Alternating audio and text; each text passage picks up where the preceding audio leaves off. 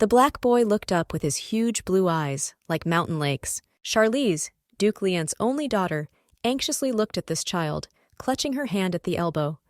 Her snow-white hair matched her Victorian dress the color of a sea wave. It was rumored that this lady was head over heels in love with Grand Duke Calix Eludian. This blue-eyed black handsome was the half-brother of the previous emperor. It doesn't seem like her feeling was true love or even infatuation, more like obsession. The blonde chased the young man everywhere, and when she found out that the Grand Duke already had a lover, she tried to kill her with a terrible poison. The Grand Duke's relationship with his chosen one only strengthened because he was able to save her. But Charlize Lienta herself was overtaken by a sudden, unnatural death. The action took place between the covers of the book, just like in a crime novel. Because it was Duke Lienta's daughter who turned out to be the embodiment of real evil in this novel. An exciting book about a handsome archduke and his unassuming, modest, but talented girl. A whole year has passed since the new heroine was reborn in the beautiful body of the evil heroine of the book, Charlize Lienta. But fortunately, the main character has not yet met the heroine. Therefore, it is enough to change the plot a little to cheat death. To do this, I had to write a letter to the Duke and flee to a remote area in voluntary exile. In particular, the letter contained lines that Charlize realized had been bothering the Duke all along. This is how she explained in the letter the reason for leaving the capital. From that moment, Charlize began to live a quiet and peaceful life, enjoying the luxuries of the province. But one day her father called her back. The maid, who also did not know the reason for such urgency, informed her about this, so I had to return. Charlize rode in the stagecoach and wondered about the reasons for such an act of Duke Lien. It was a beautiful sunny day. 3 escorts accompanied her modest carriage. It was because she was curiously looking around that a group of people caught her attention. These men looked like bandits and behaved quite harshly and aggressively with some small boy. The boy was grabbed by his black hair, and tears fell from his blue eyes. Seeing this, Charlize ordered the carriage to stop.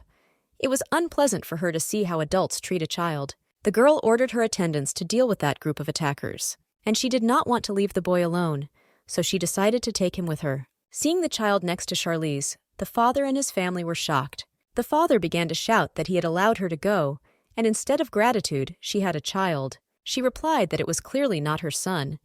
Could he have grown so much during this time? She was only gone for a year. The father laughed. She really only left last year, because it seemed to him that he had not seen her for 5 times longer. So who is this kid then? Charlize's father asked worriedly. The child looked at him with his huge blue eyes, not letting go of the skirt of his savior.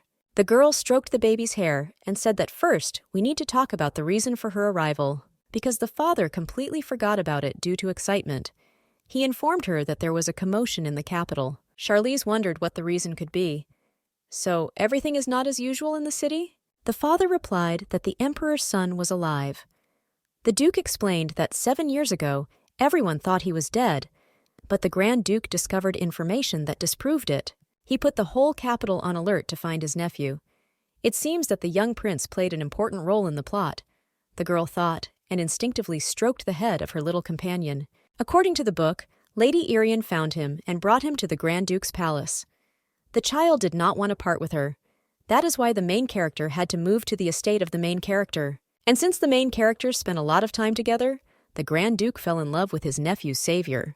But Charlize could not understand how her return is connected with this story. The father said that the girl must be lonely in that wilderness. She interrupted him that everyone knew her obsession with the Duke.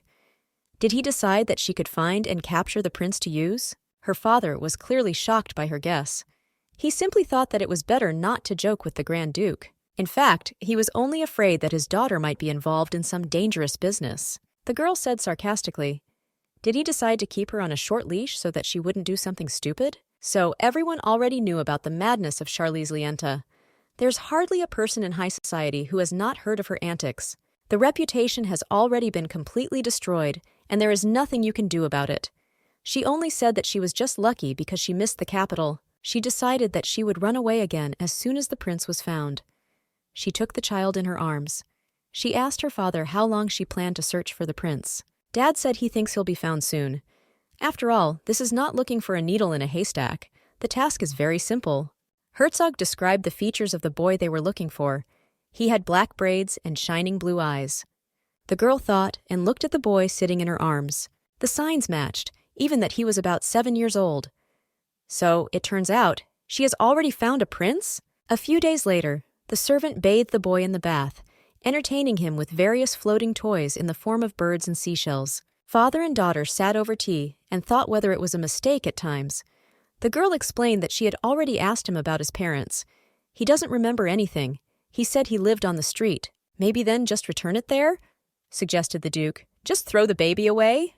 The girl got angry. Father remarked, if you just give it back to the Duke, he might not understand everything that way. For example, that this freak decided to steal the prince to get to the Grand Duke. They will think so, Charlize agreed. She still had no idea that the main character and the heroine met thanks to the baby. But if she brings him, the plot can change a lot. It is better to find a heroine and give the prince through her. The boy entered Charlize's room and asked if he could call her Charlie. Thank you for the bath.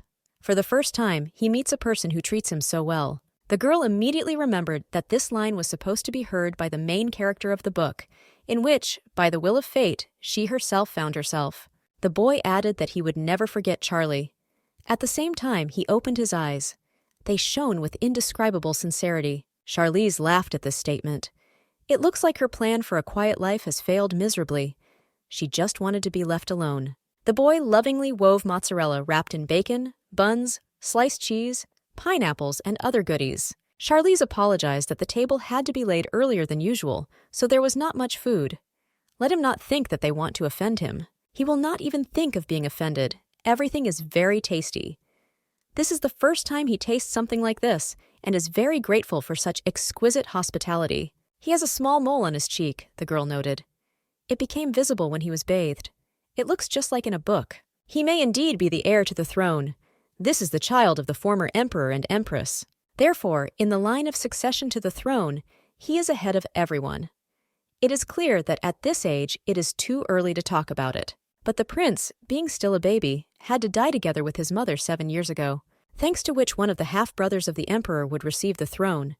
In other words, a descendant appeared who stands above all others. The boy, of course, did not know this, and calmly and concentratedly absorbed the delicious food. The current emperor can be removed, and the crown given to this child. They probably understand this, so they will not be inactive. Maybe just give it to Calix? She imagined the Archduke holding the baby in his arms and protecting him with a sword. He is one of those who have the strength to protect the prince from the current government. But in this case, Charlize will stand in the way of the original plot, and thus deprive the heroine of the opportunity to meet the Duke. The father put down the fork and grabbed his stomach. He will go upstairs, take the medicine, because no nerves are enough. Charlize explained, this is his weakness. His stomach always hurts from stress. And she wished Dad to rest. The boy asked if he felt bad because of him, and burst into tears. Tears dripped just into the plate. Who would want to sit next to such a dirty and disgusting child? The kid whined. That's not the point, Charlize interrupted him. Who called him disgusting? It smells great. She sat down next to him and put her arms around his shoulders. Don't worry. He explained that those around him always avoided him. They shouted that he would not spoil his appetite and run away. They said they couldn't eat while he was around. The girl looked sadly at the child and picked him up under her arms. She picked it up and put it on her knees. It's not true, she said, patting him on the back. He is very cute. She hugged him. One look at him makes her feel lighter. The boy blushed. His eyes widened. He asked if it was true. She laughed and said yes. Of course it is true, it is. Her gentle laugh really made my heart feel lighter. She scratched his head and said that he would never hear such a thing from others again. Uncle loves him very much and will definitely protect him, she said, looking into his eyes. The kid was indescribably surprised that he had an uncle. Charlize will not allow this child to wander the dangerous streets abandoned to his own devices. He looked at her with his blue eyes that matched the bow so well. The plot of the novel has already changed since their meeting, so his safety is now in the first place. She asked if he thought her house was big. The boy said yes, huge. Charlize replied that his own house was much, much bigger than this house. They will go there tomorrow. He looked at her in surprise and asked, so he will be given to his uncle? He seems upset by this news. She laughs and replies, yes, he can seem scary, but she assures him that he is a very good person, and she stroked his head even more gently. Seeing that his face was full of tears, she asked what had happened. He asked if they would never see each other again then. The girl said that she and his uncle were not really close. The baby cried at the top of his lungs. Charlize pursued Calix, and he may not understand everything that way if she appears nearby. But the uncle is much better than her, assured the Duchess, and will do everything possible for his happiness. The boy suddenly turned around on Charlize's lap and hugged her tightly around the neck. He doesn't believe that there are people better than her in the world, said the kid confidently. The prince leaned his nose against the young lady's collarbone, never ceasing to hug her. The girl remembered that in the novel, the emperor's son became attached to the first person who helped him. Charlize smiled. It seems she has no choice. She promised to try to see him, but could not guarantee that it would be often. He must also promise her something, said the lady slyly. The boy looked at her in surprise. The Calix Palace, in the style of classicism, with tall Roman columns, was bathed in sunlight. The guy was sitting in his office and talking to his subordinate Liban. His first question was whether the boy had been found yet. His interlocutor replied that they came across 3 black boys in the search area, but the magic stone did not recognize the owner. The prince was not among them. The Grand Duke took hold of his head and stated sadly that time was running out. It's been a week since they announced the search for the heir to the throne, but they still haven't found anything. Labanus assumed that the emperor could really manage to get rid of him and asked Calix what he thought. Who knows, replied the Grand Duke. This child probably worries them too. He has not seen the current emperor for 5 years. It is unlikely that they will simply wait while he looks for a prince, the rightful heir to the throne. They are definitely afraid of the development of events, in which he will overthrow the current emperor, answered his interlocutor. And the fool knows what dirty methods he used to get the crown, said Liban scornfully. Calix replied that he wanted to spit on the authorities, which openly surprised his subordinate. Above all, he is interested in the life and safety of the boy. The Grand Duke explained his words. He remembered the former emperor's request to take care of his young son, his disease-weary face, weak arms. If only he survived, Calix thought. He is ready to give anything to whoever brings him here safe and sound. Charlize kept her word. The next day, her carriage left for the Grand Duke's palace. She wore a luxurious hat under her blue dress, which was adorned with a blue gem brooch. The boy sat huddled in the seat. The kid was clearly nervous. Suddenly, one of the wheels of the carriage came off the ground and thumped heavily on the ground. The boy was scared. Charlize hugged him and asked if he was okay. He was still in shock. The kid thought about it, but answered yes. The girl thought that she had to sacrifice comfort and take an ordinary carriage in order not to attract attention. For the sake of the child's safety, she put him on her lap and hugged him. The boy was holding a sheet of paper in his left hand, on which his portrait was drawn by hand. Underneath the drawing was a caption that Grand Duke Eludian was looking for the son of the previous emperor. Signs were also listed.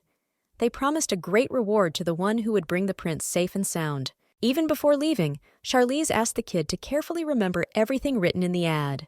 When meeting with the Grand Duke, the kid had to say that he came because he noticed a similarity with the description in the advertisement found on the street. The girl insisted that the boy never mention her name. No one should understand that they are familiar with her. Charlize looked away. She explained that her uncle would deny them meetings if he found out. The boy wanted to deny something. He was very saddened by these words. In the end, he agreed that he would not tell anyone about them.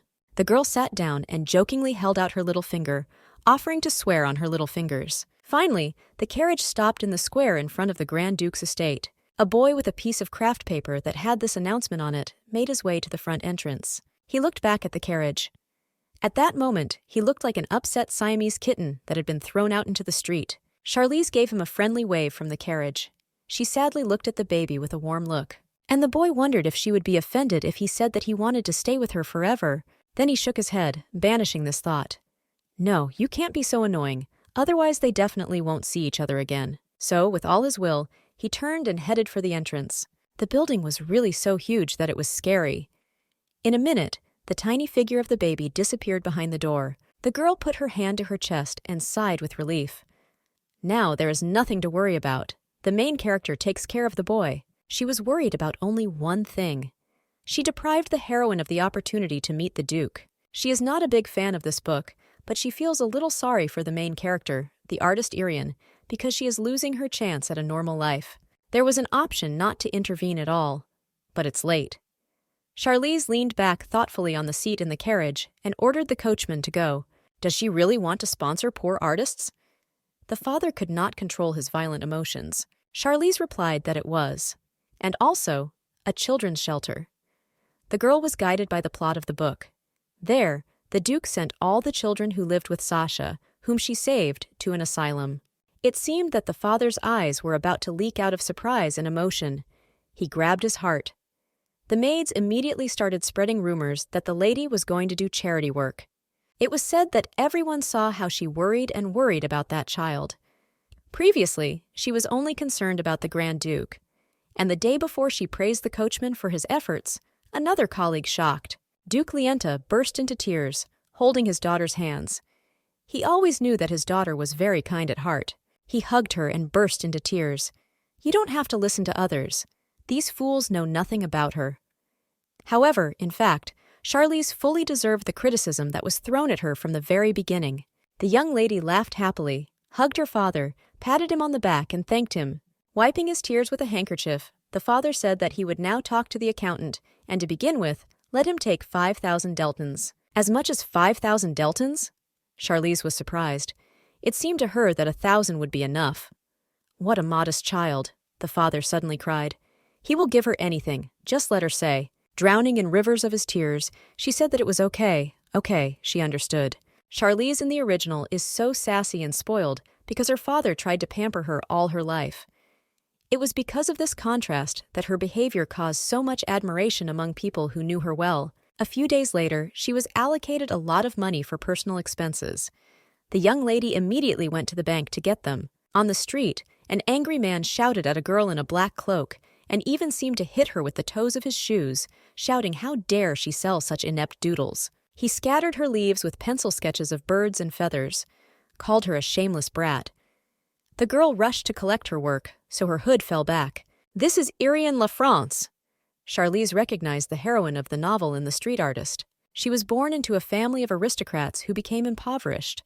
Since childhood, she was despised by everyone who was not lazy. Her life would change completely with the appearance of Sasha and the main character. Charlize imagined Irian drawing with the boy, but Charlize's fantasy seemed to shatter into pieces. The girl was convinced that she had ruined everything. She will be tormented by her conscience if she does not help Irian.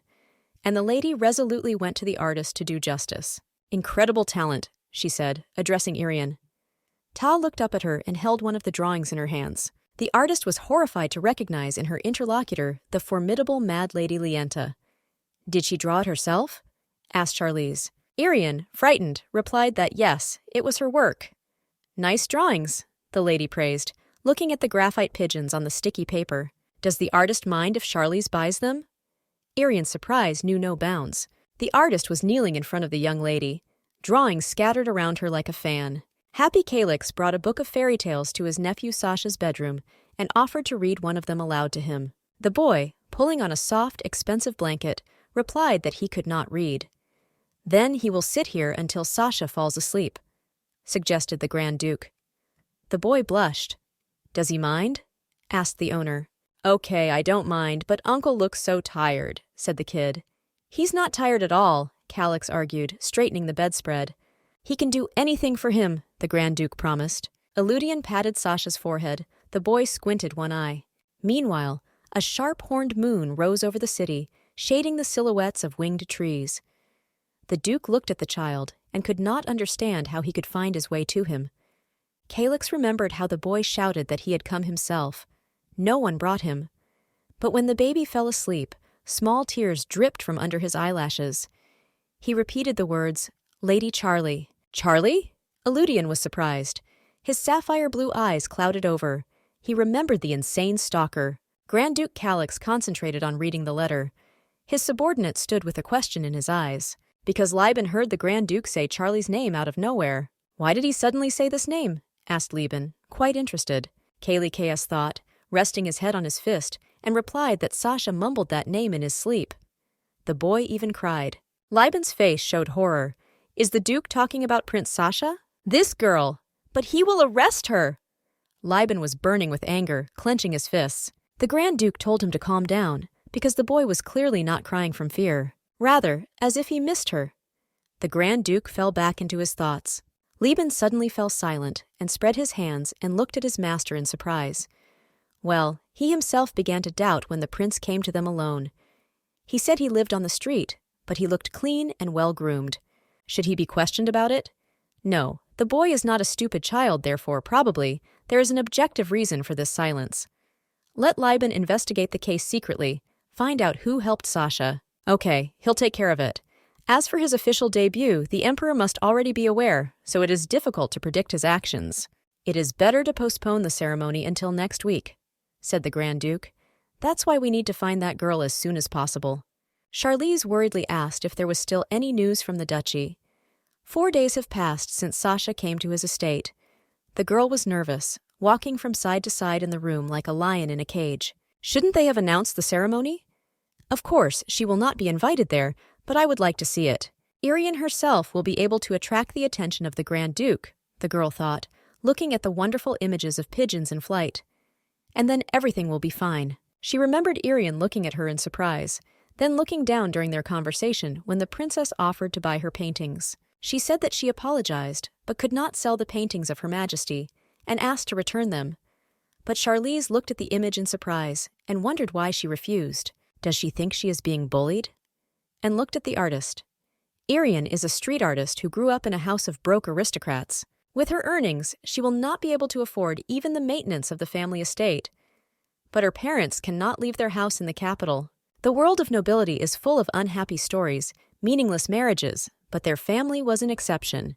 A rare example of a happy aristocratic couple. Charlize knew that the Viscount and his wife had vowed never to sell the house where they had shared so many memories. Irian sacrifices himself for his family. She is ready to endure the insults of other aristocrats in order to collect money. Charlize looked at the girl sympathetically. She works constantly, although she was born an aristocrat. She asked if it was possible to find out the reason for her refusal. The girl looked up and angrily said that the lady did not need her picture for nothing, that the lady does it purely out of pity. Why does Irian have such a reaction? Charlize thought. In the book, she was a very good girl. Pity is useless here, said the lady. But the young lady saw how she was picking up pictures from the ground, how she was being insulted. What else could it be? Answered the girl, pressing a stack of drawings. After all, they are seeing each other for the first time. If that's not pity, then what is? The lady introduced herself as Charlize Lienta, and she always gets what she wants at any cost. Therefore, he asks again, does the artist really think that she will want to help someone simply out of pity? The girl's mouth fell open in surprise. Then why does she need these drawings? She already said it, Charlize repeated, taking the artist's hand in hers. These paintings look great. You need to be more confident.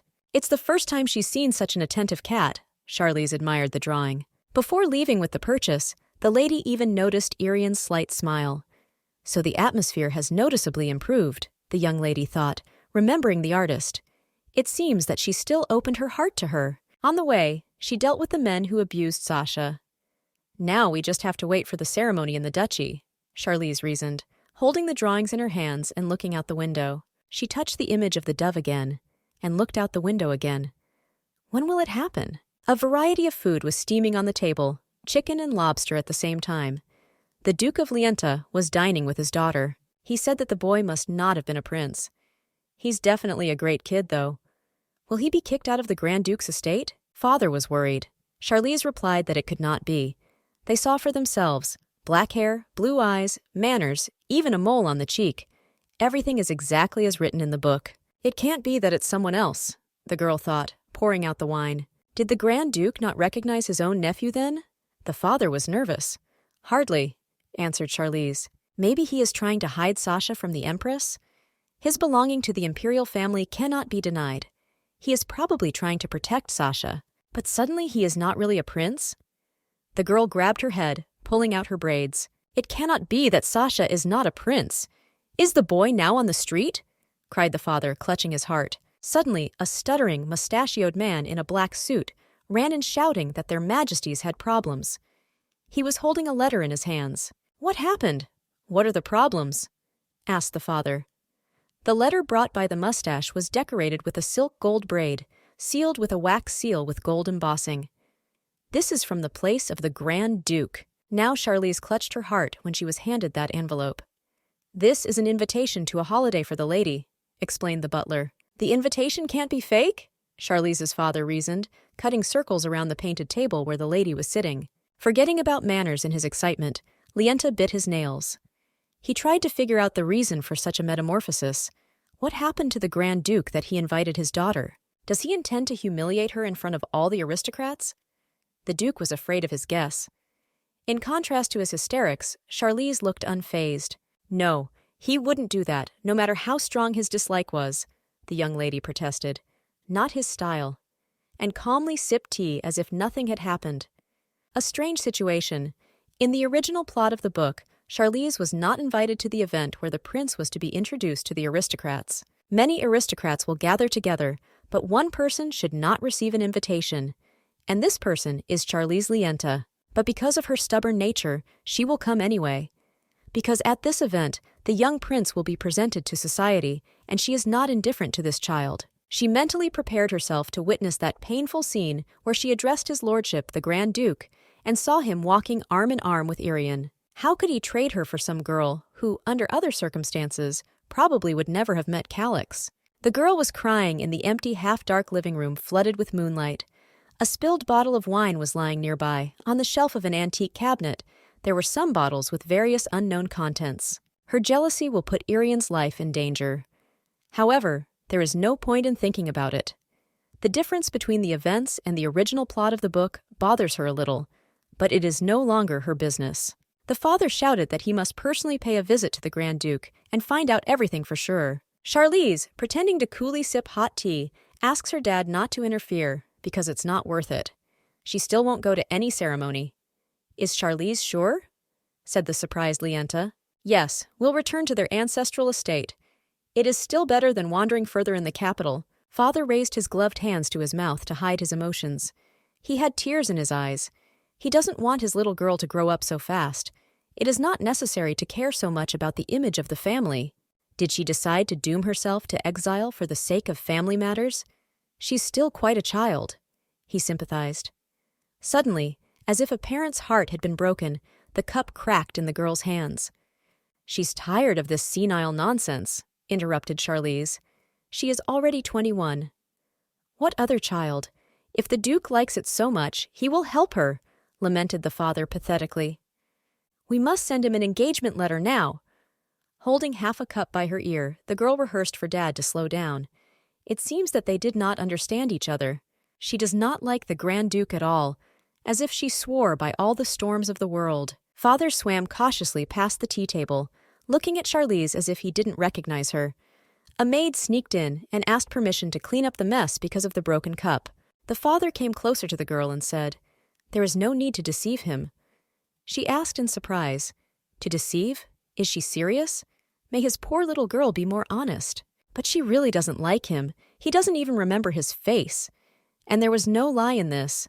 She remembered all the characters in the book, except for the Grand Duke. Not for nothing. Won't go. At that point, of course. The girl waited, pointing at herself with her hand. It's a joke.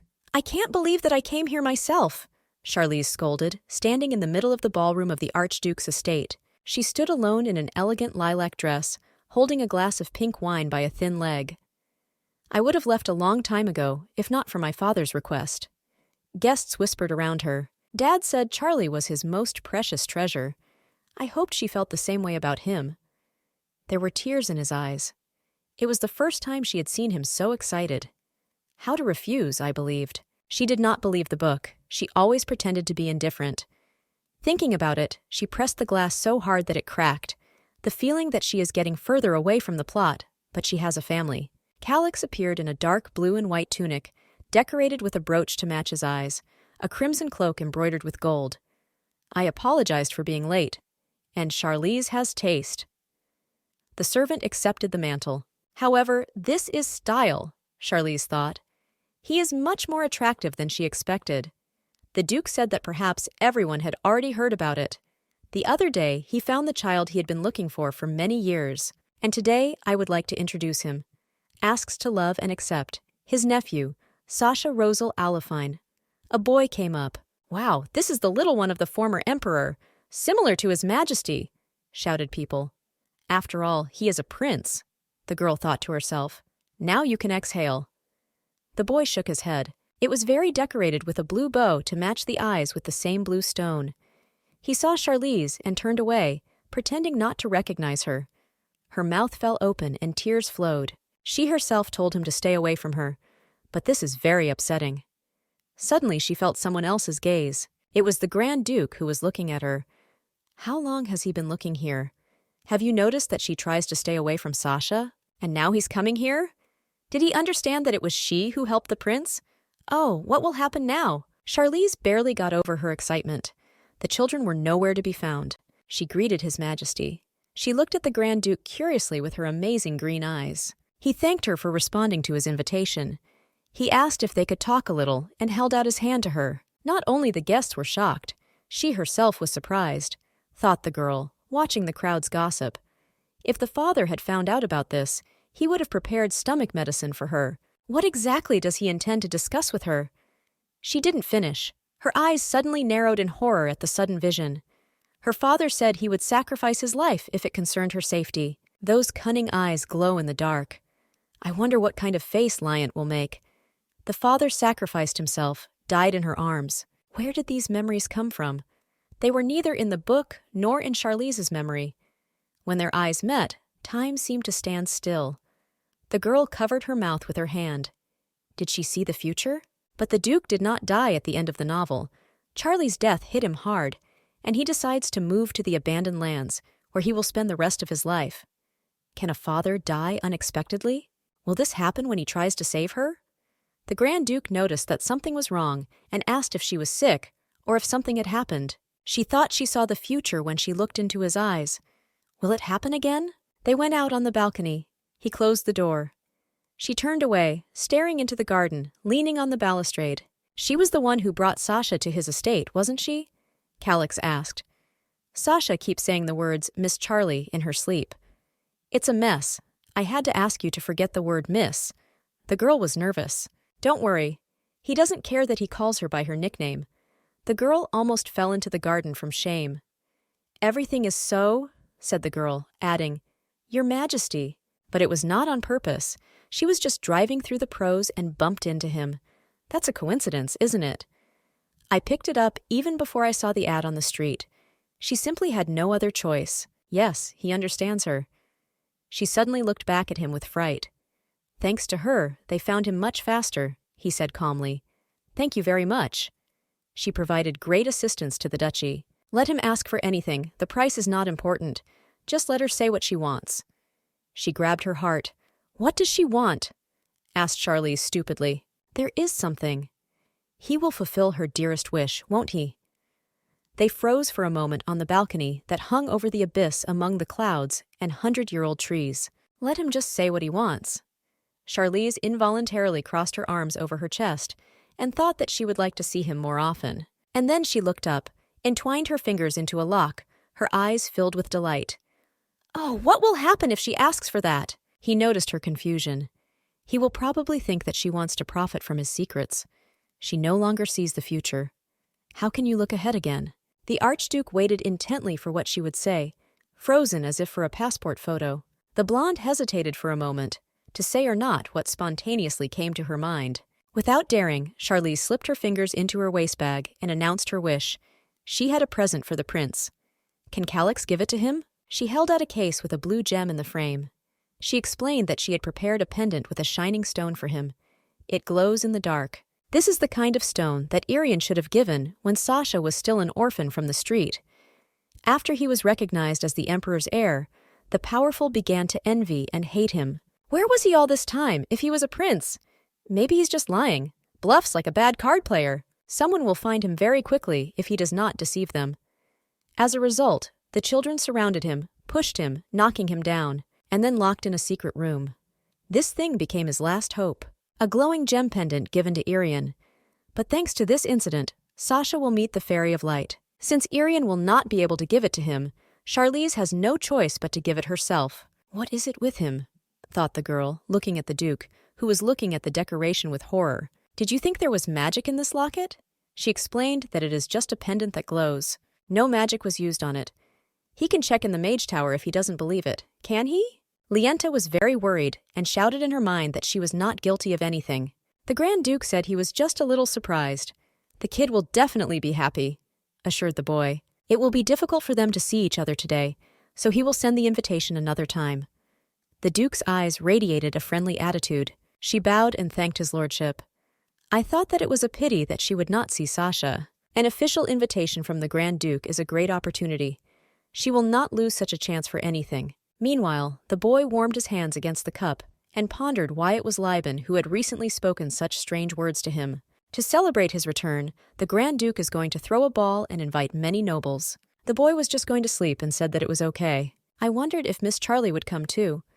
With his eyes directed to nowhere, he resembled a Siamese cat that suddenly hanged, as they do. By the way, Liban added as if by the way, he sent an invitation to Miss Lianti. He looked at the boy's reaction, hoping that this was the same Charlie they were looking for, and added that it is better to pretend that they do not know each other because she is a dangerous woman. Analyzing that dialogue with Liban, Sasha wanted to scream.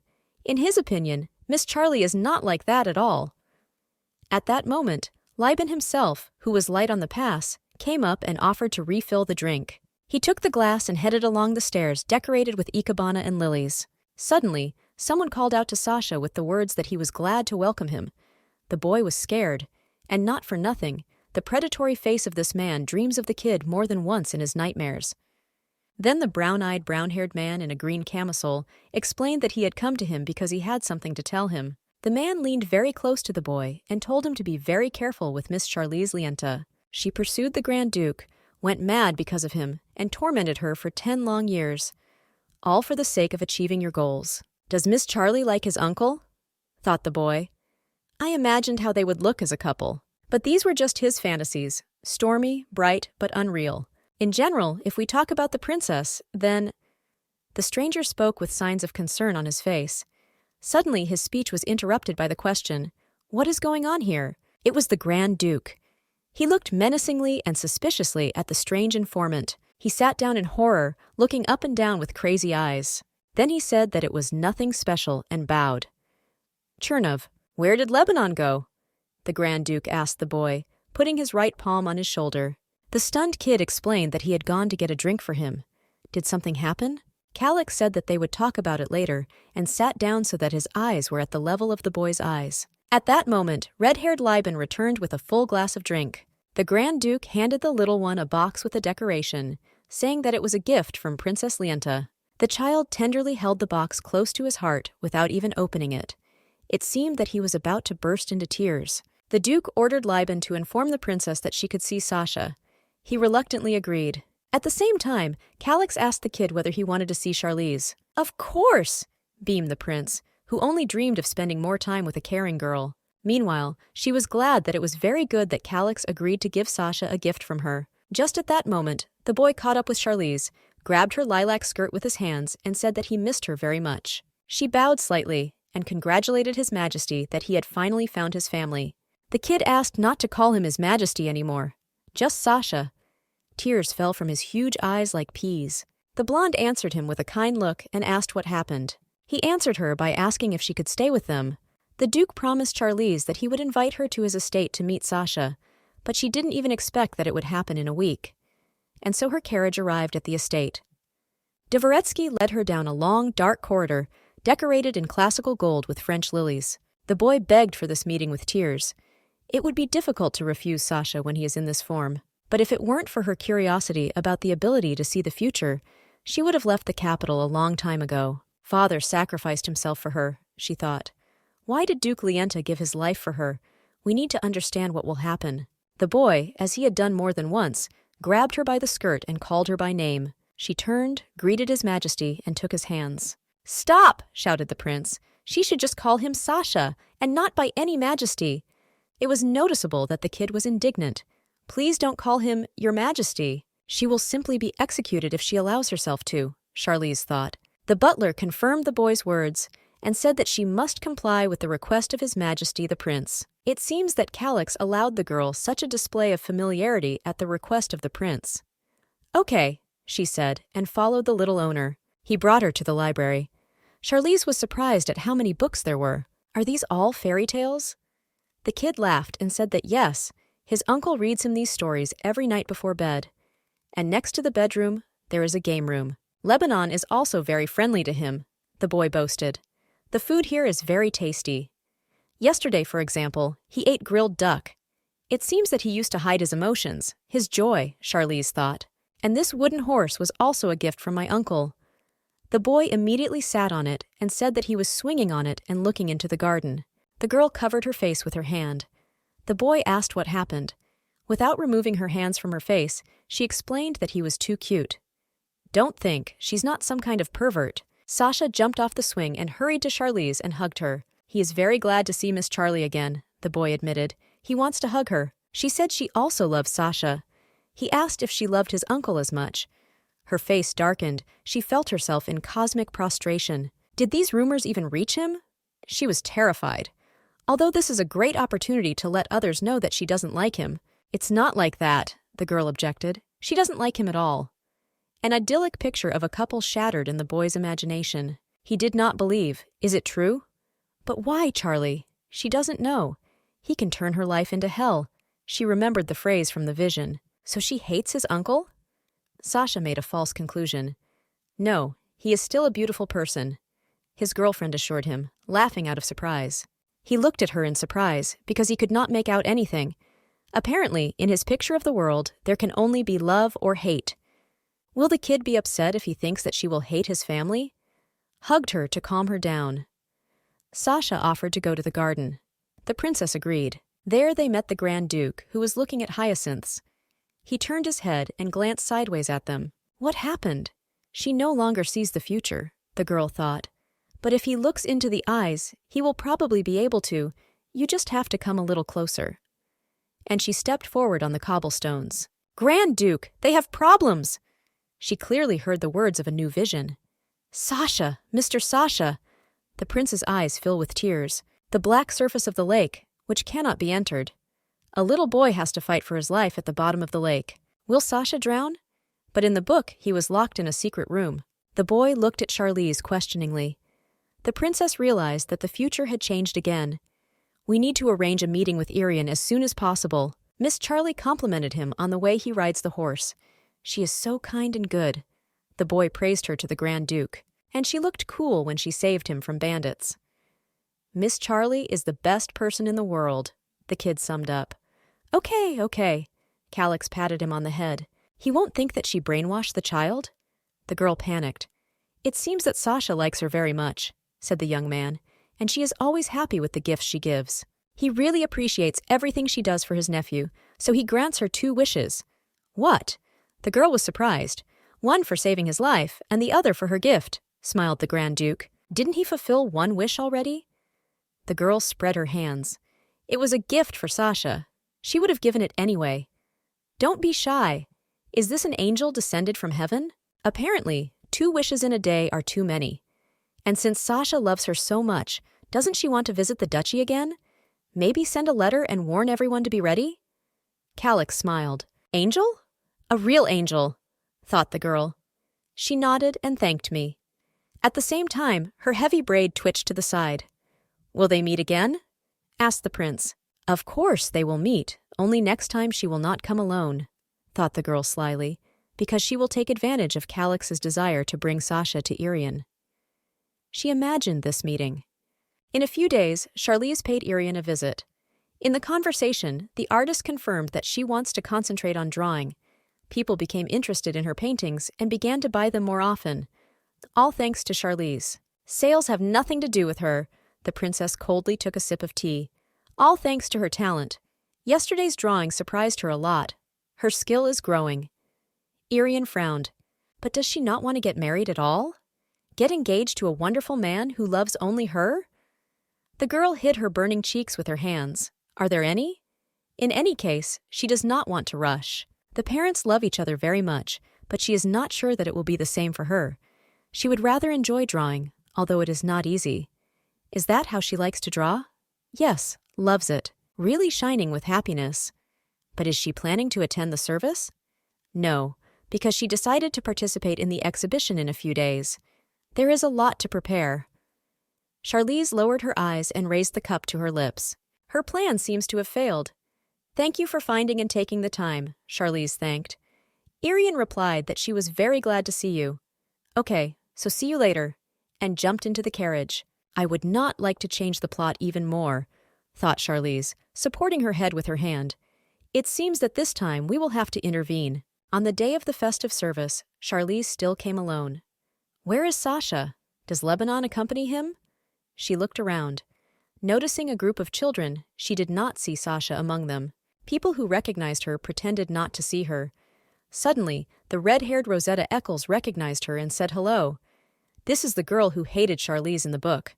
After all, she hated everyone. According to the plot, she broke into Irian's trust in order to get to Charlize. As a result, they became very close. "Long time no see," answered the princess. "How is she doing?" And she noted about herself, "Everything is the same." Rosetta folded her fan and sarcastically reported that she had been told that Charlize had spent a year in the wilderness. Therefore, she hoped that she would become at least a little softer. The princess would not be silent if someone else said the same thing. But Rosetta can be understood. Charlize has abused her so many times. For example, is she jealous of her fame? Let the parents cry. It was too rude. Rosetta was orphaned not so long ago. And I also heard that Charlize went to see the Grand Duke.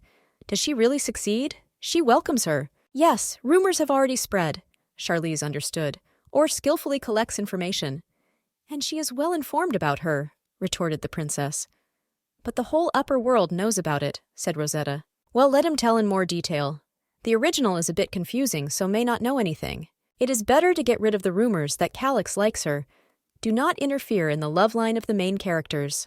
Why is she looking at her like that? Rosetta was scared, as if protecting herself with a fan. She just wants to ask something, Charlize said creepily. The place is not very suitable for such a thing. Rosetta tried to fight back. Then she offers to leave, and she pointed to the deep forest. No, she doesn't want to. Rosetta was even more frightened. It seems that it is too cold to talk in the street in her clothes. Frightened by the rumors about the princess's insanity, Miss Eccles replied guardedly. Okay, in that case, another time, Charlize replied peacefully, chewing on a lock of her hair, and it sounded like a threat. Rosetta hastened to escape. Okay, see you later. Let him choose a day and write to her, Charlize called ominously, catching up. Perfectly. The meeting is scheduled. Now you need to find Sasha. The girl ran, looking around. He must be here somewhere. She walked along a forest path lined with boulders on both sides. Suddenly she heard a child's noise. One of the boys shouted why he came here. No one called him here. Is he really a real prince? Scoffed the yellow-eyed boy, Sasha's senior by 3 years. Is it just pretending? It is unlikely that there can be such ugly boys in the imperial family. He folded his hands on his chest, enjoying his joke. Did Lienta bring him? Sasha looked frightened at the older boy. Perhaps he felt that this meeting would not end well. Charlize peeked out from behind the tree. What a surprise. This is the same yellow-eyed boy, Prince Bayer. He will shout that Sasha is drowning in the lake. Why is he in this group? Is it about Charlize Lienta? Oh, I've heard of her too, answered the other boy. They say she's stalking the Grand Duke. The boys laughed. So Charlize brought a fake? The boy, Sasha, had tears in his eyes. This insult was too painful because it humiliated both himself and his dearest Charlie. What, angry? Will you tolerate it? The boy with pink hair called out to him. Miss Charlie is not like that at all, shouted Sasha indignantly with tears in his eyes. Are they not about her sometimes? Asked Charlize, coming out of the hiding place. She crossed her arms over her chest busily. Even Count Neil can't afford to call her by her first name. She is a princess. Of course. Princess, said the girl with hostility and pressure. The boys looked at her in fright and burst into tears. They themselves mocked Sasha, so why cry now? They weren't being bullied, the pink-haired boy lied. And what was it then? No one wants to be friends with a fake. The pink-haired man frowned, expecting that he would now receive for his impudence. His Majesty better not communicate with such people. Charlize extended her hand to Sasha, and she added, He knows how much she loves him. The pink-haired boy could not stand it, clenched his teeth, and pushed Sasha with all his might. Sasha's pupils narrowed in horror. He lost his balance and flew into the water. Frightened, Charlize shouted his name and rushed to the water after him. In the temple, they say that God himself, who is light, owns this lake. That is why the reservoir is called the abode of God. This is a sacred lake in which it is impossible to drown. Sasha is the heir of the imperial family. He can definitely breathe in it. But she jumped after him, because this kid can forever remember how he was left alone under the water column in the dark. She hugged the boy underwater and looked at him affectionately and kindly. He answered her with a surprised look. His cheeks puffed out from holding his breath. Her long braids stretched almost to the very surface of the water. Charlize hugged the baby tightly. Noticing the manifestations of God around them, she realized that the situation had changed. He came to Sasha's aid in a moment of danger. The boy closed his eyes. "It seems that they have established contact," concluded the princess. "They will not drown in the sacred lake, but their nose still burns." She squinted one eye.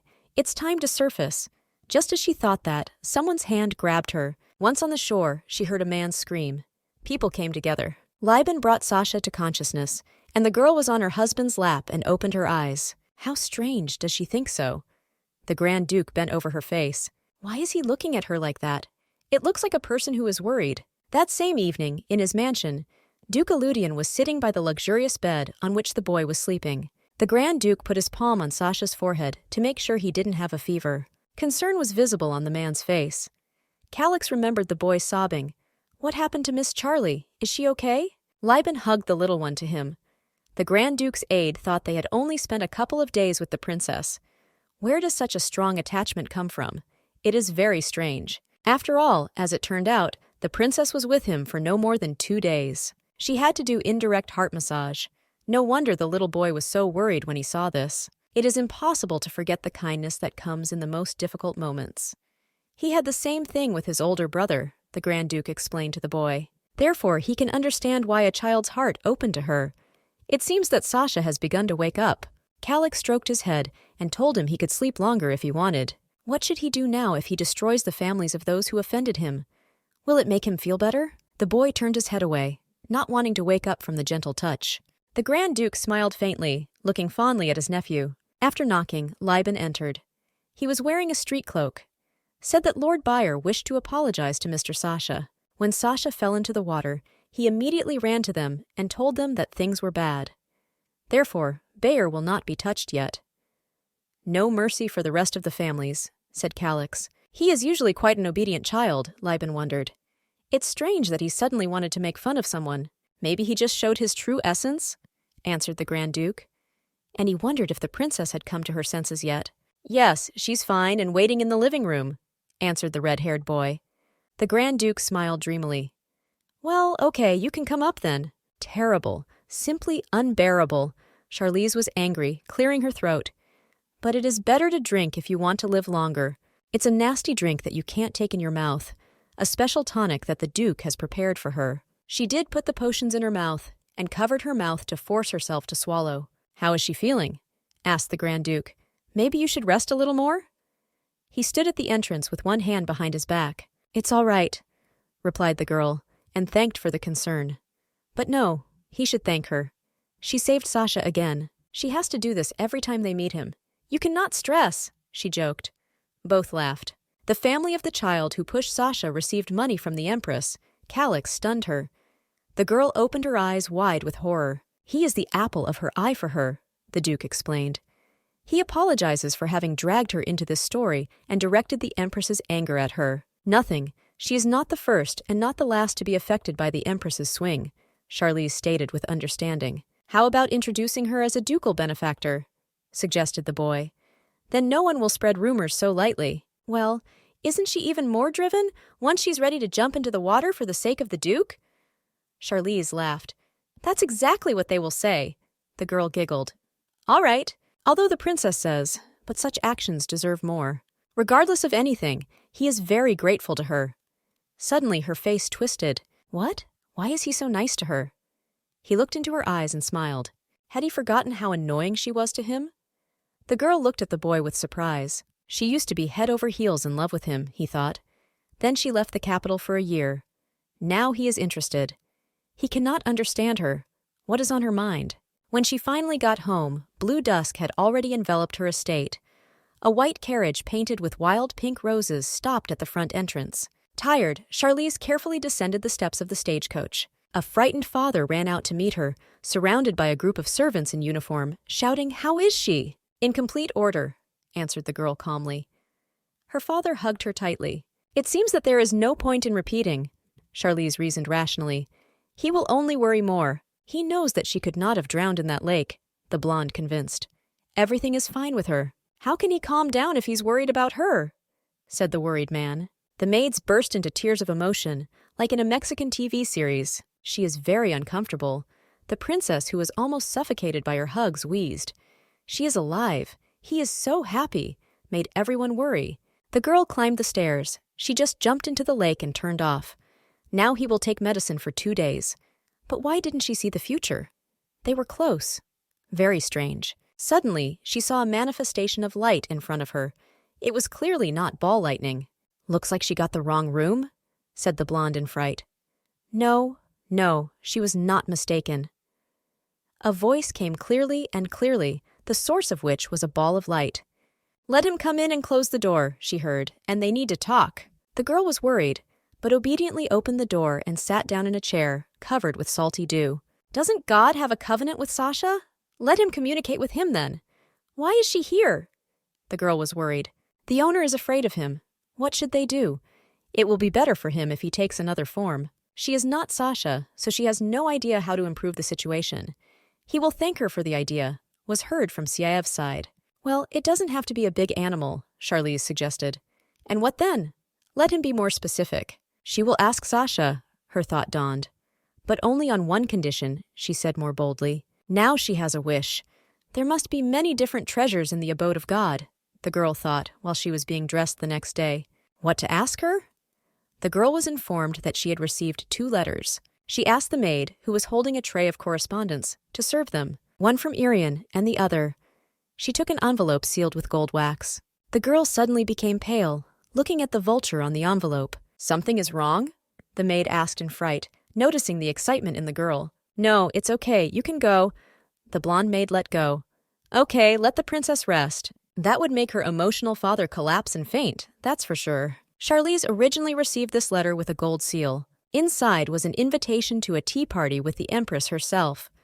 The princess's usually almost green eyes lit up significantly with yellow fire.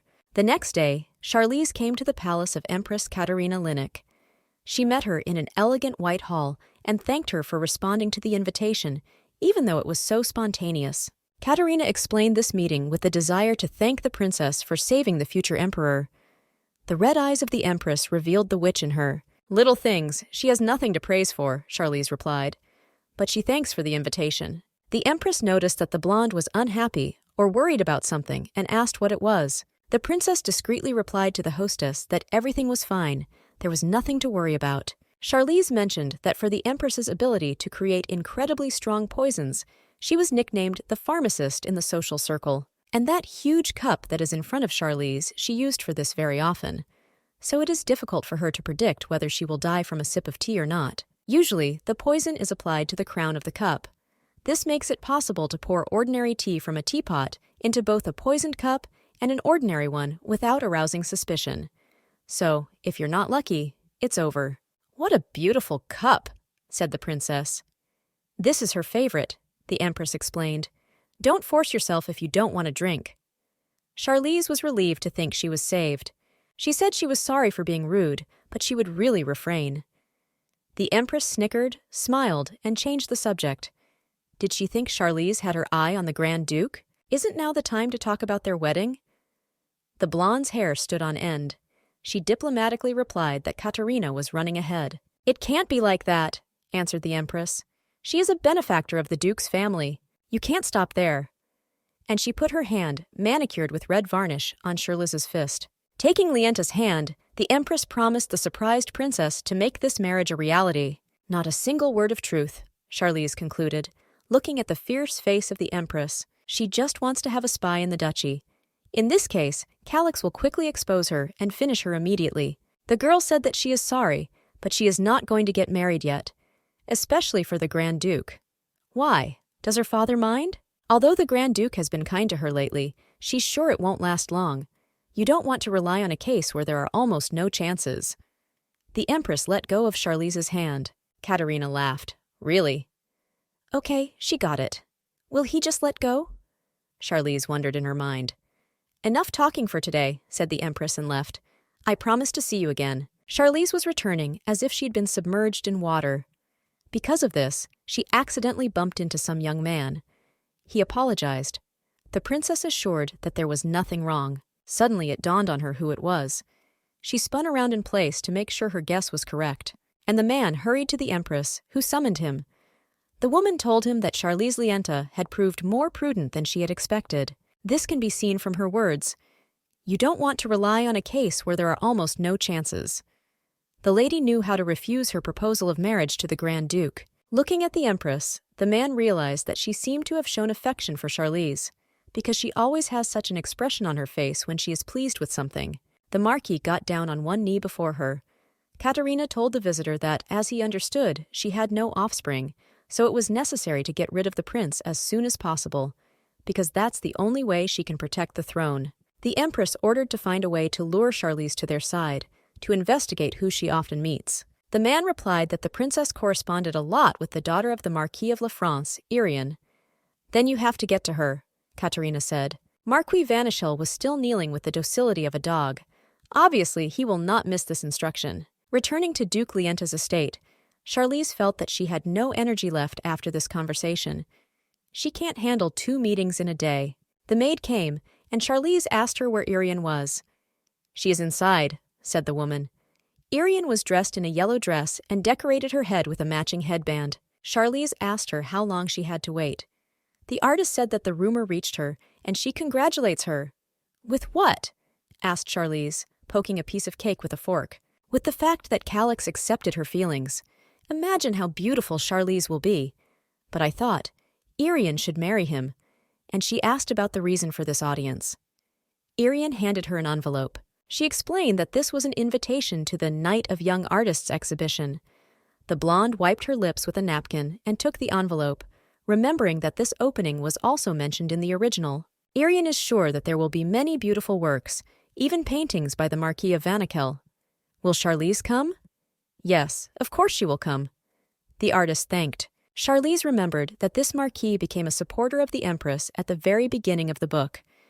If he is present, the Empress herself may appear. Charlize will definitely come. She had a plan with the participation of these secular lions. A day later, there was a commotion at Lienta's place. She missed a letter in which Sasha wrote that he wanted to see her. Apparently the letter arrived without the Grand Duke's seal, so the servants missed it. It must not happen again. As carriage is already at the entrance, announced the imposing butler. A duke in a black cloak stood by a carriage, with wheels nearly as tall as a man. A boy was holding his trouser leg. They are cordially invited to the Lienta estate. The duke thanked for the invitation. She looked into Calix's eyes, and her gaze suddenly blurred, as if a bomb had exploded. Through the disappearing smoke, you can see the decorations of the ruined exhibition. Well, at least he doesn't see deaths. The person standing in the very epicenter of the commotion has long silver hair, a pale face, without any emotions. It looks like she will get it this time. It is unlikely that you will be able to enjoy the exhibition. Princess Lienta said that she was glad to see the dear guests. Yeah, him too, the Grand Duke nodded. Is the prince angry with her? Asked the girl, bending down. She apologized to Sasha for not answering his letter. It seems that the servants accidentally missed him due to the commotion. He raised his unusual blue eyes to the princess and said that he had missed Miss. Charlie also missed her, and to confirm her words, she hugged her little friend tightly. She apologized once again and promised to be more attentive next time. Sasha burst into tears and explained through sobs that she hadn't answered for so long that he thought she must be bored. No, she loves him very much. In that case, can he write another letter? Of course. Does he do it himself? He copied what Liban had written and put the letter in an envelope. He even put the beginning. At these words, blood rushed to Charlize's face. Her pupils narrowed with horror. There was definitely no seal on the envelope. In this case, she should keep the letter as a memory. She definitely didn't see any seal. Had someone opened it and deliberately not given it to her? We'll have to investigate, Charlize thought, putting her hand to her chin. A boy called her.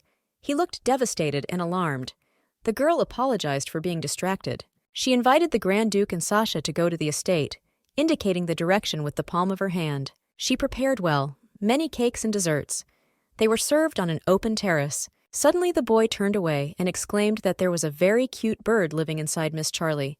It seems that the girl saw this bird for the first time. Holding the baby in her lap, she joked that the little bird was as cute as him, and gently stroked his black braids. Looking at the little bird that flew to its nest, which was full of chirping chicks, Charlize asked Sasha what his favorite animal was. Said he likes dragons.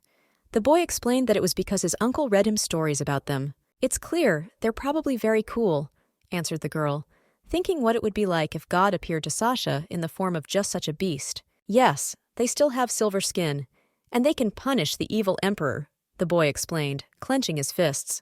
The girl imagined that in order for the boy not to be afraid of him, he must be the size of a lizard or a snake. And in general, is it considered an animal? It seems that Sasha missed the princess very much, said the Archduke, because he is not so talkative with him. She was stunned by these words. The boy rehearsed that everything was completely wrong. They can make fun of each other, so they have a pretty strong, close relationship, thought the blonde. Calix asked the princess to meet Sasha more often. She agreed, just not the next 3 days, because she will be busy at that time. We'll go to the Night of Young Authors exhibition. It dawned on her, if Calix comes to the exhibition, she will be able to meet Irian. So I casually asked him if the Duke was not interested in the subject of art. He admitted that he had been following this exhibition for a long time. It seems that the girl did not expect such a turn. Calix explained that on the day Sasha was pushed into the lake, Lord Bayer had contacted them to apologize. Have other families not done this? Charlize asked. No, they are too, but because of fear. But only Lord Bayer apologized personally to Sasha. She wondered why he decided to tell her about it. She must be wondering why he brought up the subject, because he doesn't want her to worry. The girl asked if he could read minds. Not at all, he answered confidently and with cunning in his eyes. It's just completely in her spirit. The princess led the late guests all the way to the carriage itself and wrapped her arms around herself through the evening coolness. The baby seems to have already dozed off on Calix's chest. The Duke promised to see the princess again. It was unlikely that Charlize heard this, because the carriage door was already closed. But maybe she felt it, because the romantic starry night set her up for it. Stepping into the house, she asked the butler who was responsible for the letters coming to the duchy.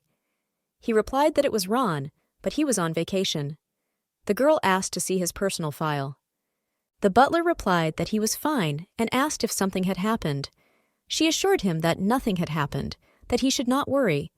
And when exactly did Ron go on vacation? He replied that, exactly a week ago. The princess thanked for the information. She dutifully set about proofreading information about Ron. Nothing unusual or suspicious. It doesn't look like the Empress got to him.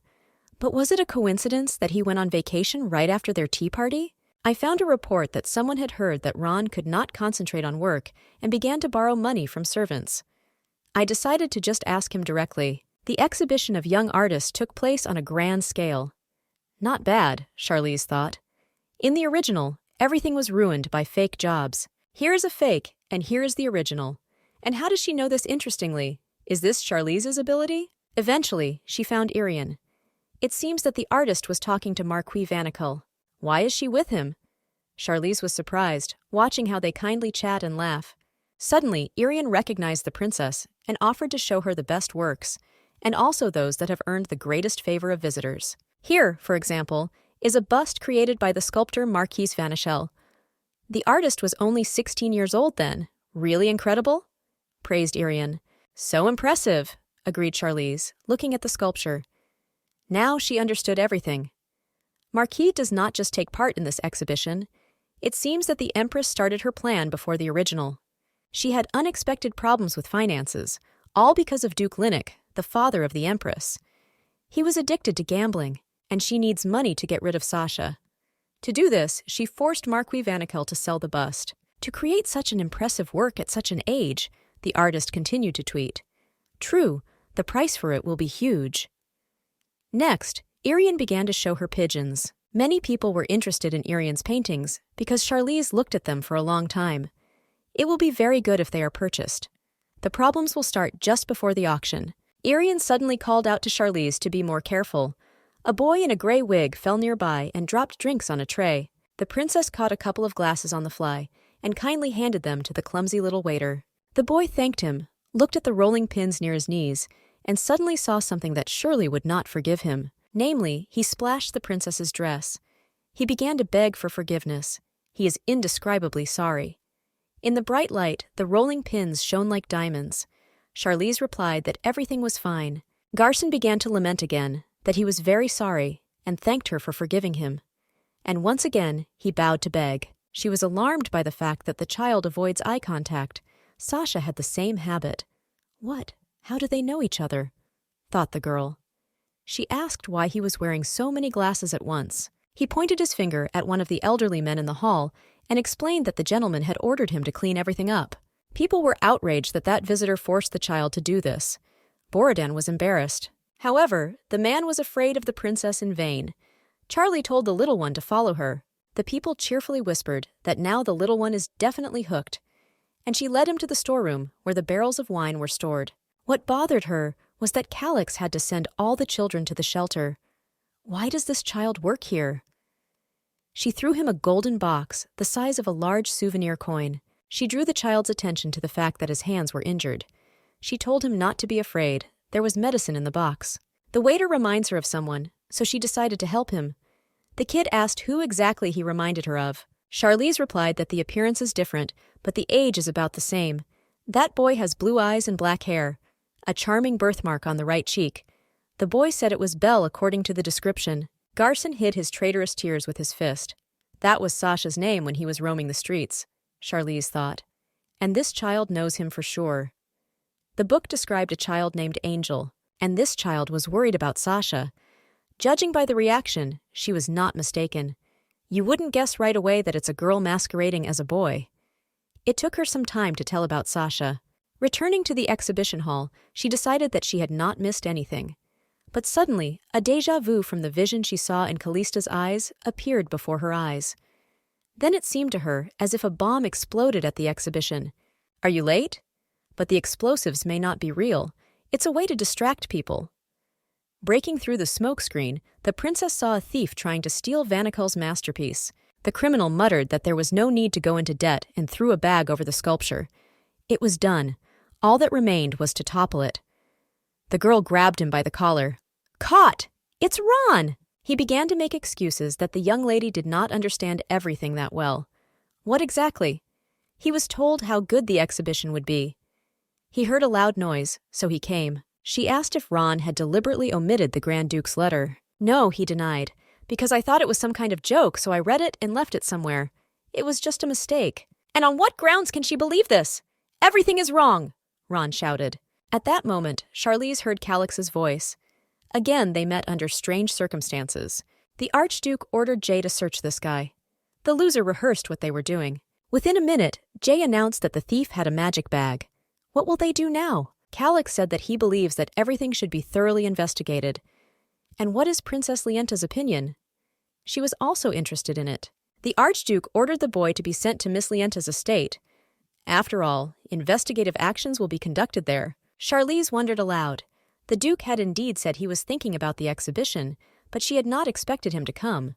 Calix explained that he believed the auction was created only to restore the treasury of the Empress through the sale of fakes. He came to reveal the truth. As she thought, he already knows. But the Duke does not see the point of stealing works from the exhibition. Perhaps the motive was different? Yes, she thought it was strange too. The Empress used a servant of her house.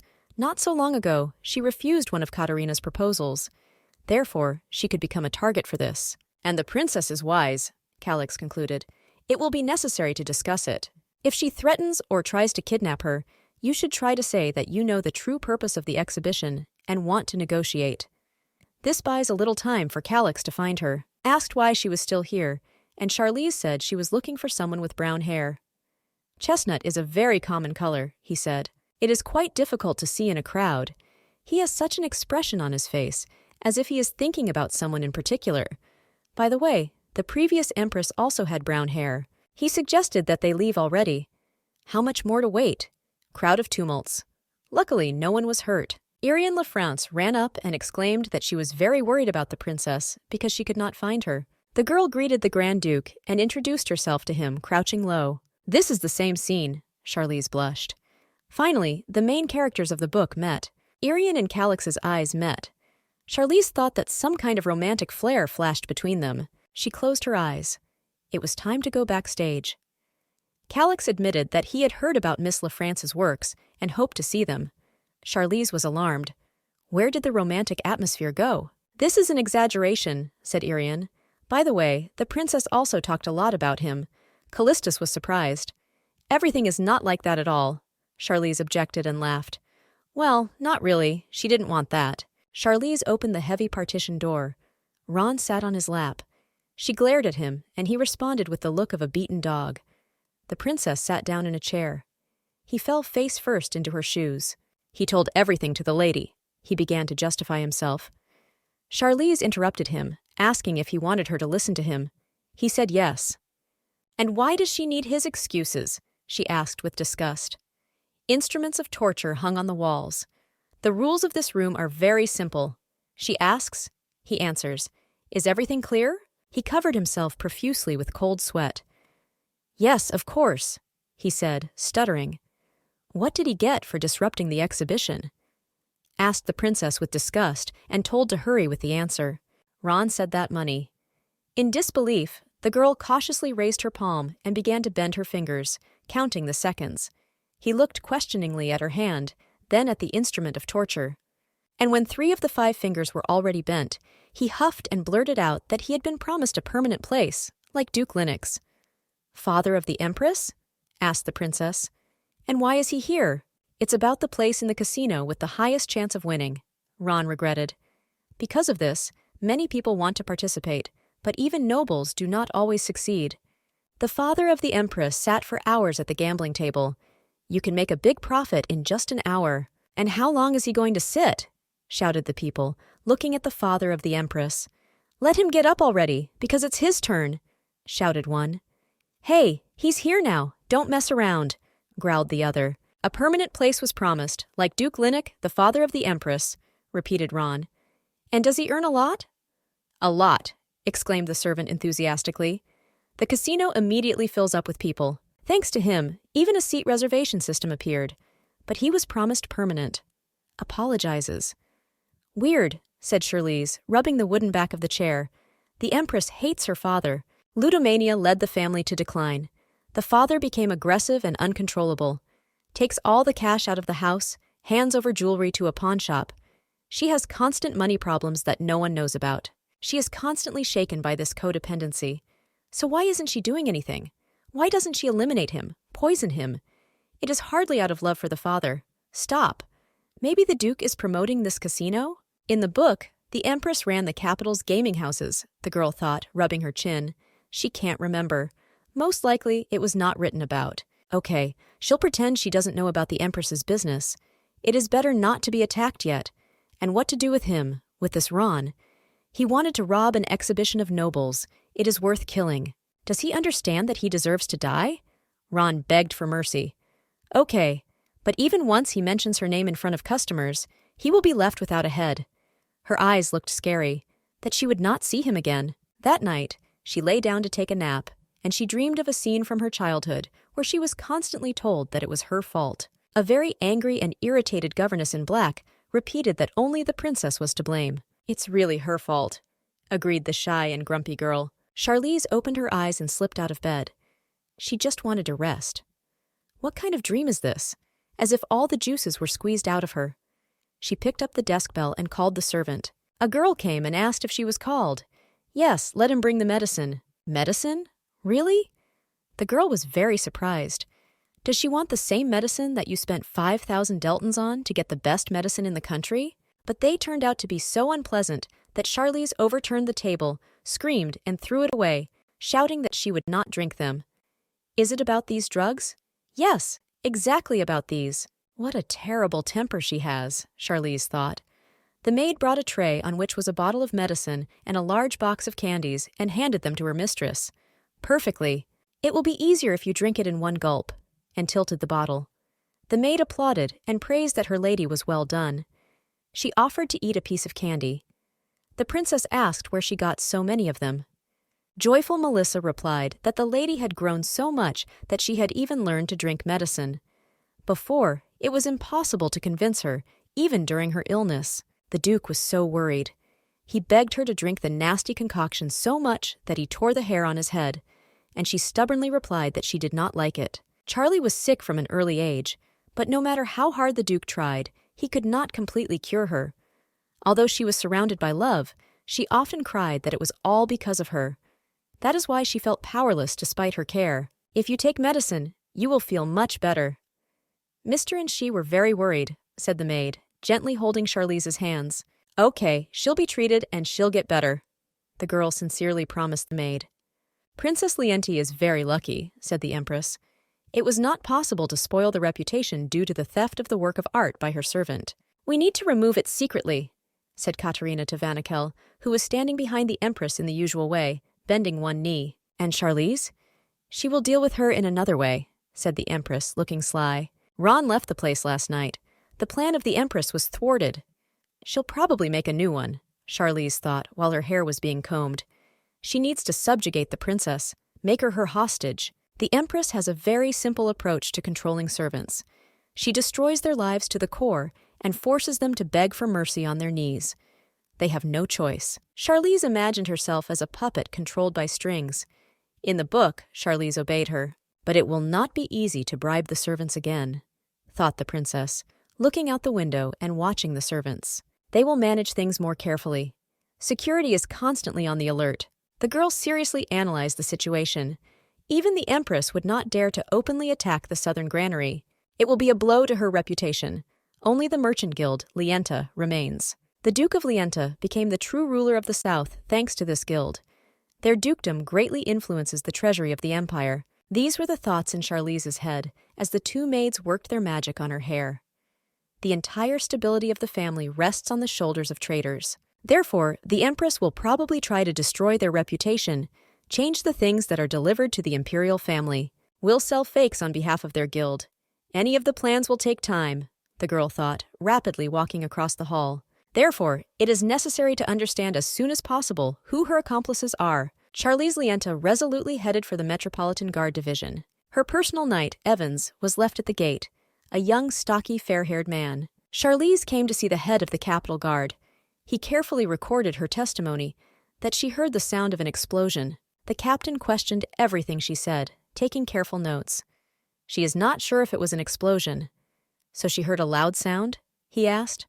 Not really, more like thunder. Okay, thunder. And what is the reason for which she appeared later than other visitors? He asked anxiously. She was so scared that she couldn't move, the young woman testified. Is it because of meeting the Grand Duke? Just let him ask him personally why she's here. Charlize avoided a direct answer. She can see him running to tell the Empress everything, the girl thought. He will not learn anything. The Empress is so stubborn. The girl asked irritably if they had finished the interrogation. Confused, the captain replied that he was, and she went out the door, mentally sticking her tongue out at him. The blonde guard praised her for her efforts. Here he definitely noticed, said the girl, although he did not understand anything. Suddenly, the guard handed her a package. The princess looked bewildered. The boy said her maid said she would like it. The girl thought that it was about Melissa. What is there? And she opened the package. I remembered Melissa, who said that the lady has grown up so much that she even drinks medicine herself, that she will become healthier if she drinks them, and everything will be fine. The package contained a can of candy. She really worries about her, thought the girl. It seems that she liked the candies, laughed the knight. Yes, good ones, she said. Therefore, she can afford to eat more of them to get used to it and not pay attention. She reached for the next one. Then she couldn't stop. She pulled one after another. The guard wondered how many of them she had already eaten. What? The confused blonde suddenly stopped, seeing people in the yard. But this is Lady Eccles. A red-haired girl followed a slightly less bright young man. How long is he going to do this? She asked indignantly. And Uncle too. Frey Hawthorne, Rosetta's cousin, looked over his shoulder and said haughtily that his cousin should call him head of the family because he was under her guardianship. Let her be at least a little grateful for the shelter after the death of her parents, he said to her face. The girl's mouth twisted in pain. Charlize had heard that Viscount Hawthorne was a freak, and now she was seeing it for herself. I would hand him over to the guard. What? Does she know who he is? Frey asked irritably. Turning around, he was horrified to recognize Princess Lienta. She said Hawthorne was noisy. Hadn't he been taught to be quieter in public? To be honest, he began to stammer, trying to overcome his anxiety. Lienta looked at him, gritting her teeth. Well, let him speak. Come on. He covered himself with sweat. Once there is nothing to say, goodbye. She wishes to speak with the lady. He bowed low and, hastily saying goodbye to the princess, pointed his heels. An awkward silence reigned between Lienta and the red-haired Lady Rosetta. She seems to be having a hard time with her younger brother. Does he want candy? Suggested the blonde. He should be more careful. Why is she behaving like this? Rosetta took her elbow as if to defend herself. Lady Eccles actually lost her parents not too long ago. The young girl had to manage all the affairs of the family herself. Viscount Hawthorne, her uncle, who was blinded by ambition, took away Rosetta's family roots and took her under his care. The guardianship period was extended, the lady explained. They used someone else's seal for this. The bribe must not have been small, Charlize thought. If Rosetta doesn't mind, then just let her take Charlize with her. She'll testify in her favor. Rosetta was surprised, grabbed her braids. Will the princess be her witness? What is the benefit of helping her? She does not like all this. Charlize offered to meet, but Rosetta did not write. Did Uncle forbid it? Meet? Lady Eccles wondered. Oh, really? Charlize looked crazy in her eyes. She could not contact her, said the princess. Perhaps the Viscount does not want Rosetta to have connections. Yes, he probably was against it, Rosetta agreed sadly, holding her hand near her solar plexus. What disgusting people, Charlize thought. Her braids stood on end. Rosetta thanked her. She felt better because of this conversation. Charlize, reaching for a new piece of candy, said she understood those were just words. She's very grateful anyway, said a blushing Rosetta, laughing as she also took the candy as a token of her support. Charlize was drinking tea and thinking about trying to get close to Lady Eccles. I remembered her words that she was still very grateful to the princess for her moral support. From Charlize's point of view, Rosetta did not take her seriously and was disappointed. Seeing her, her father said that Charlize did not look very well. Something happened to the captain of the guards? No, nothing like that, replied the daughter. They just asked. By the way, what did he want to talk about? The father frowned, and they switched to another language to avoid being overheard by the servants. We exchanged literally a few phrases. The girl was very confused by the conversation. Suddenly, Charlize shouted, "Died?" and grabbed her face in horror. On the same day, another interesting conversation took place in the residence of the Grand Duke. Liban entered Calix's office and asked if he had been called. The Grand Duke asked how the investigation into the case of the former Empress was progressing. Liban replied that he had started checking on Duke Linnock just in case. But their actions are still extremely unpredictable. He was holding several documents in his hands. These were letters that changed hands several times, so it is difficult to trace the source. Calix took the letters and began to look at them carefully. Linnock asked if he thought the past Empress might be alive. She was pronounced dead, but one thing needs to be confirmed to confirm it. This letter, which stated that the child of the previous Empress was still alive, was dated a month ago. He received a letter without the signature of the sender, in which it was written that Sasha was still alive. Then, it turns out, keeping the whole truth a secret, following a complicated and cunning plan, the late Empress could survive. There are several superstitions in the imperial family that other aristocrats do not have, as in the case when a child is born and its parents die. This is exactly what happened to Sasha's biological mother, one of the previous empresses. The young woman asked that His Majesty not let anyone harm Sasha. They waited 10 years for this child. Therefore, he asked to make him the child of a concubine, asked His Majesty to promise it. With tears in his eyes, he promised and handed the baby to Lavia, asking her to take care of Sasha and love him as her own. The previous emperor wept. The empress died. So Sasha's mother left her last will. Lavia became the designated mother for Sasha. After the funeral, Sasha was secretly transferred to the concubine's palace. Everything went smoothly. The brother hoped to tell Sasha the story of his biological mother when he had the opportunity. But soon after that, he himself died of an unknown disease. The Grand Duke leaned against the table of drawers, hiding the letters, and the news about the death of both parents leaked out. If it was someone's plot, Calix thought with determination, he needs to find the previous empress as soon as possible. The next day, Herzog and Sasha met with Charlize. The kid, not hiding his joy, rushed into her arms. The princess answered him the same. He was very worried about that exhibition. "Is she okay?" asked the alarmed boy.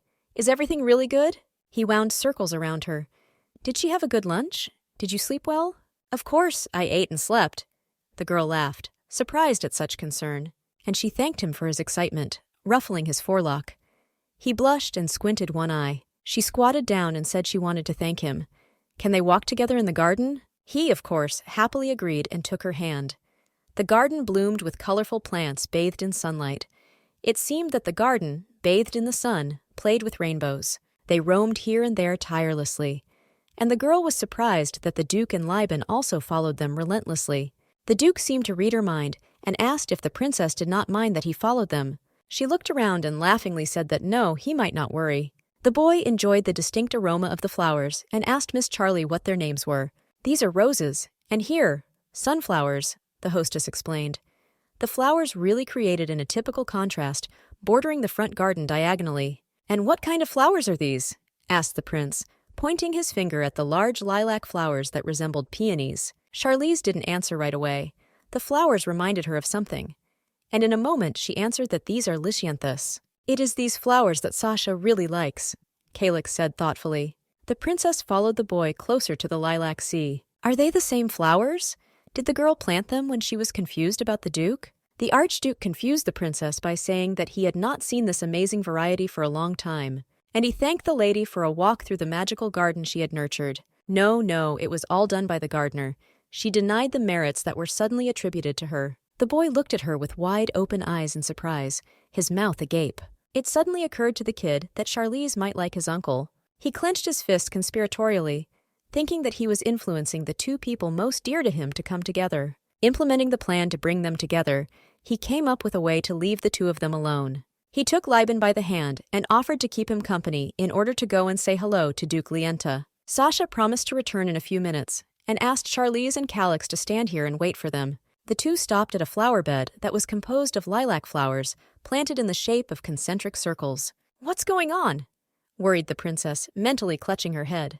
Calyx was looking at her shoulder. She thought about the dead servant her father had told her about when she asked if his name was Ron. The princess must have been embarrassed by this incident, thought the Archduke. It seems that he really read her mind. She assured that she was fine. Petals falling from lilac flowers swirled around her. True, she is just trying to protect her father. It was unexpected that the Empress would make her next move so quickly, using Ron. So you have to figure out a way to deal with everything before she does something again. The girl looked seriously in front of her. Suddenly, she turned to Calyx and saw a new vision. She saw how the nobles who had signed contracts with them were now forced to check all documents and goods. There is no doubt that this is necessary if the product belongs to the Lient Trade Guild. At the end of the day, as usual, the princess waved after the carriage with Callisto and Sasha. "Why did you see the future again?" she recalled the episode. "How does this happen? Is this future real?" thought the princess. "That's enough," thought the girl, shaking off the disturbing thoughts. Opening the door sharply, she entered her room with a determined intention. She approached her dressing table. She sat down and took a pen. "You need to understand the algorithm of this ability." She took a piece of paper and began to write. If she sees the future through the eyes of the Grand Duke, then he will definitely appear there. So she sees the future through the eyes of the book's main characters. The future in the eyes of the participants of the main events of the original. So the first vision was from the Duke's eyes, but his gaze can be misinterpreted, and she saw nothing from the eyes of other characters. She mentally listed Irian, the Empress, and Sasha. Then what about this person? She needs a book character she hasn't met yet. It must be Calyx's bride-to-be, Lady Labeth Renatus. The Empress was walking through a room with a parquet floor. A man in a frock coat with a small beard followed her. She asked how father was. He replied that he had just fallen asleep. The doctor is not aware of the cause of his illness. But since the lady came in person, he can stop worrying. He said he would wait here. Why does she have such a strange feeling? The Empress was angry. On the wall hung a portrait of her handsome young father, on whose lap she had sat as a small child, feeling like a puzzle that is not put together correctly. Something feels out of place, an unpleasant feeling. She stopped at the painting as if it were the blood running through her veins. Nobles almost never recognize illegitimate children. It is a shame for them. If there are exceptions, it is only in order to conclude a successful political marriage. Everywhere such children who are not really guilty of anything are scorned by others. However, her father, Duke Linux, was different. He considered all people who carried the blood of the Linux to be part of the family. He truly believed that none of the Linux could be abandoned under any circumstances. That is why he saved the child's life after killing the mother. The reputation of the Linux cannot be tarnished. "No one should know about this," he shouted, protecting the child with his sword. "Everyone who knows about this child must be killed." This is a principle that even the Duchess, his legal wife, could not avoid. In society, Katerina was known as the daughter of the dead Duchess. The stigma of a child who killed her own mother hung over her. Was pedigree really that important? All are equal unless they are of noble blood. Sitting by the bed of her sick father, she thanked him for teaching her this. He looked weak and exhausted. Someday she will fully repay him for this science. For example, he will let you taste one of his poisons. She is not going to do that yet. She still needs her father healthy. She took out a small red bottle from her belt pouch. "Let him drink this medicine prescribed by the imperial physician," she said, uncorking the bottle. She poured the contents of the bottle into Linnick's barely open mouth. "Dad still can't do anything. He's not capable of anything, so let him at least swallow." "That father, Marquis Vanikel, cannot complete even the simplest tasks," she whined. "I would like someone useful." She wiped her hands and threw the napkin behind her. She always does the same with used and useless people. With a respectful hand, Evans helped Katerina into the inconspicuous ebony carriage. There was Labat Renatus, she remembered. Although this young lady is too soft.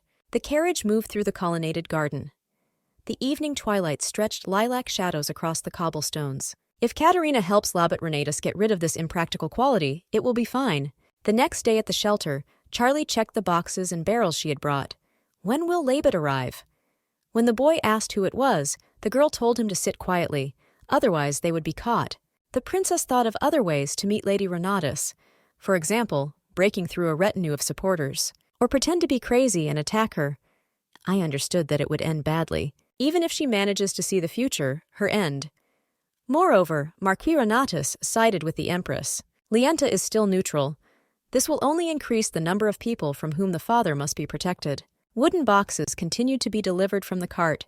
There are still quite a few. There is still some time. Sneak up to her when she arrives. Charlize had a crazy thought in her head. "Mrs.!" shouted the boy, interrupting the course of her thoughts. The girl was surprised, because no one should know her here. A child with gray hair approached her, the same father who had spilled drinks on her at the exhibition. She asked if she remembered him. The child said that he did not call her princess so as not to interfere with her secret mission. A couple of teenagers passed by. One said it was Princess Lienta. The second told him to close the box. She laughed at herself. Everyone already recognized her. And why is she to her? Something happened? Frankly, suddenly someone jumped out with the words geek. He should be grateful that he allowed him to work at the shelter, and he has enough stupidity to talk to a noblewoman. "He will suit him," cursed the young guy, and grabbed the child by the breasts, intending to punch him. Lienta ordered to stop immediately. The young man greeted the princess. When her father was chancellor, they worked through the Child Labor Act, and he decided to break this law right in front of her? He noticed that he was apologizing and ran away. The child hid behind the raging princess. "It's already been dealt with," Charlize said calmly. "And I asked the child how much she works and how she is fed, because she found out that this child ran away from the shelter." "No, we just really need money," the child explained. From the book, Charlie knew that the girl's goal was to find her brother, but it will not be easy in such a fragile body. Okay, of course she doesn't care about her. She needs a young guide to these places, and she promises to pay well. "Cannot be!" The child was surprised. Her eyes widened like space. Then she joyfully folded her hands, as if in prayer, and thanked and said that she was glad that she could help, continuing to pretend to be a boy. The princess said she needed to find one person. They went to the square. There were many people bustling about, and an expensive carriage pulled by a pair of white horses. Bilyavka said that she did not think that a carriage could move at such a speed through the busy streets. Maybe it's better to get out of the way? This is Labat Renatus. She finally found her. The girl guessed from the coat of arms on the carriage. I wonder how the child knew her schedule. The child pretended that it was a coincidence. For the first time, Charlize was so close to a horse's nostrils. It was scary to risk so much to meet her. The coachman jumped out and asked if she was all right. Labat also came out and said that she apologized to the princess. They probably scared her. Is she not injured? Asked the worried girl. Lienta thought that this was a real goddess in front of her. Now is not the time. Wounded, of course. Let her see how they surprised her. The girl began to apologize for the fact that she was hurt because of her. Carefully held her hand in her palms. It seems that she was not badly hurt, said Labat. A blush played on her cheeks. She looked carefully with her warm, light brown eyes and asked if she wanted to go to her place. She added that it was nearby. Of course, Charlize needed just that. This is her chance.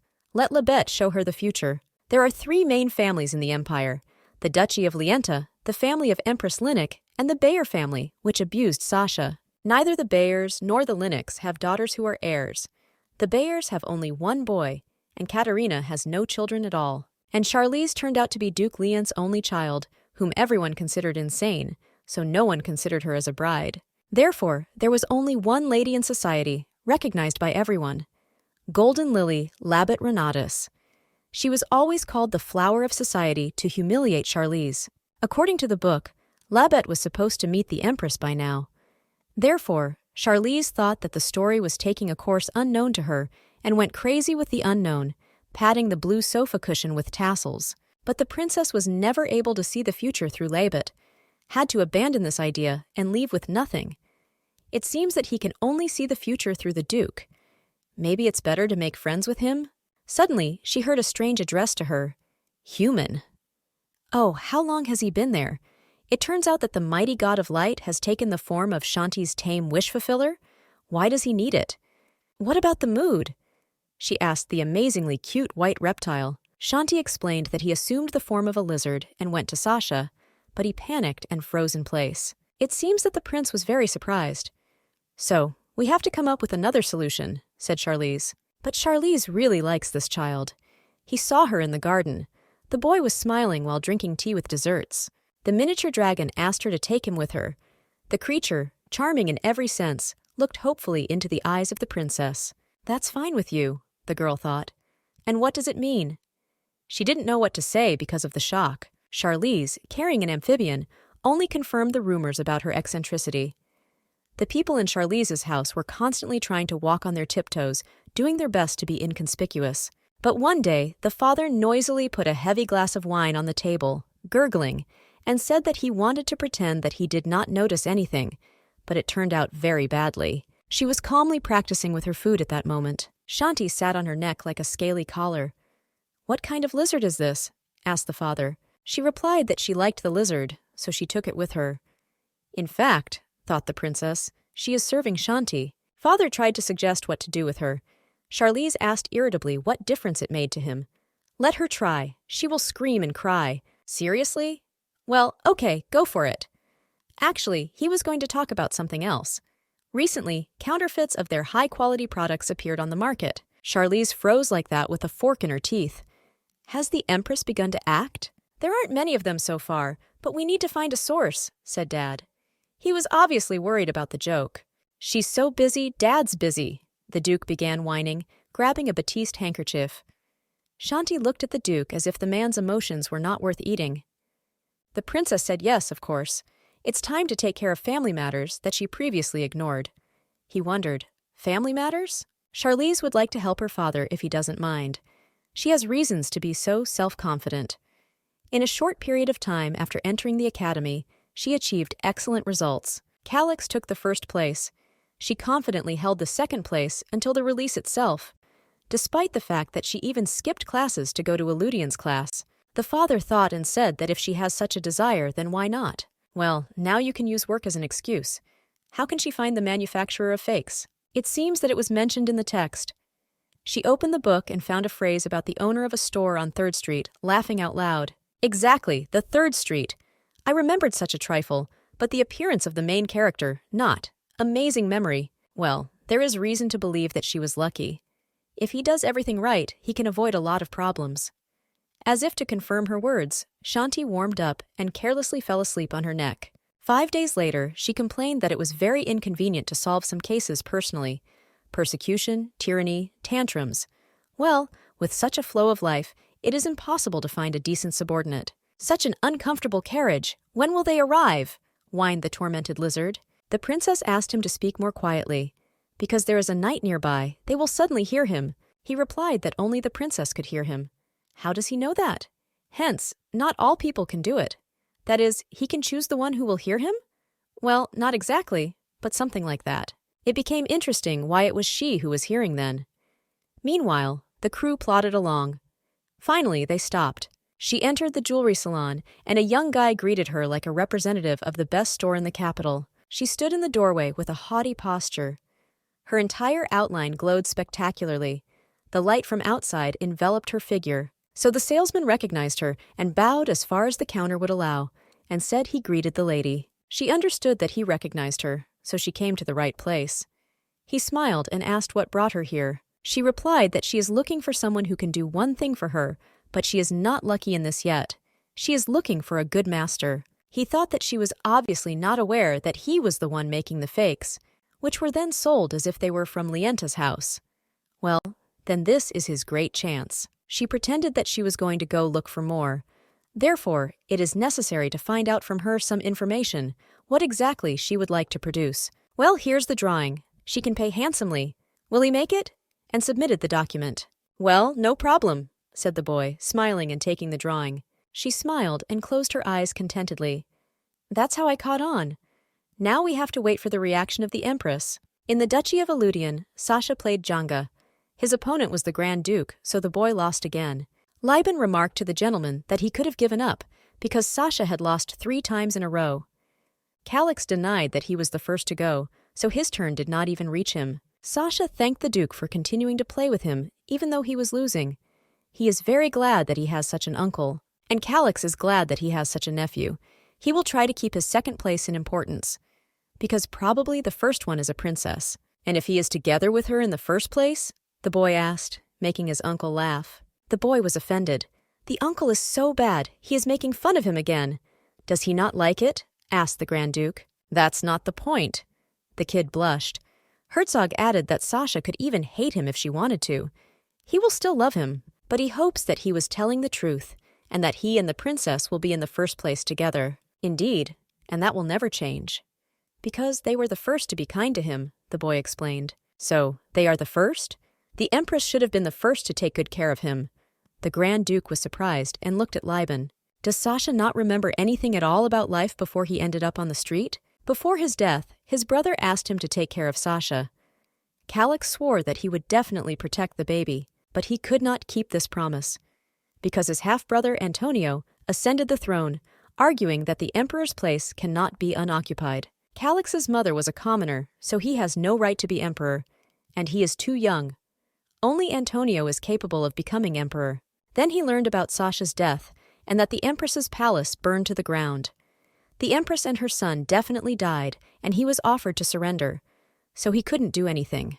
The cot was charred. They didn't even find bones. So Calix waited until he became an adult and received the title of Grand Duke of Eludian. He asked the emperor to take artifacts capable of identifying the carrier of imperial blood, because he had an assumption that His Majesty was still alive. He intends to weed out the false princes using this artifact. Of course, everything to find a nephew, answered Antonio. He was handed an inlaid blue box on a pillow. The emperor guaranteed that he would gladly give up the throne when Sasha returned. It is clear that this was a lie. Calix assured him that he appreciated His Majesty's kindness. So, 7 years later, Sasha miraculously turns out to be alive. It seems that this child will experience a lot of happiness under his protection. He can grimace from disliked food, pretending to be asleep to avoid taking a bath. Live the normal life of a child. That is why he did not ask anything. Calix wants the prince to forget all the traumatic moments and sleep peacefully in his crib. And he is not going to ask him anything, but his task is to reveal the truth. It seemed to him that Sasha was trying to endure and bear this burden, but it turned out that he did not remember anything. It is necessary to understand this. Maybe Sasha wants to play again, or do something else. Now the boy thought. He wants to write a letter to Miss Charlie. Calix asked Liban to bring a pencil and some papers. The kid drew Charlie, himself, and the Grand Duke, and wrote that he was bored. He told in the letter how delicious the strawberries he ate yesterday were, and what he plans to do with her.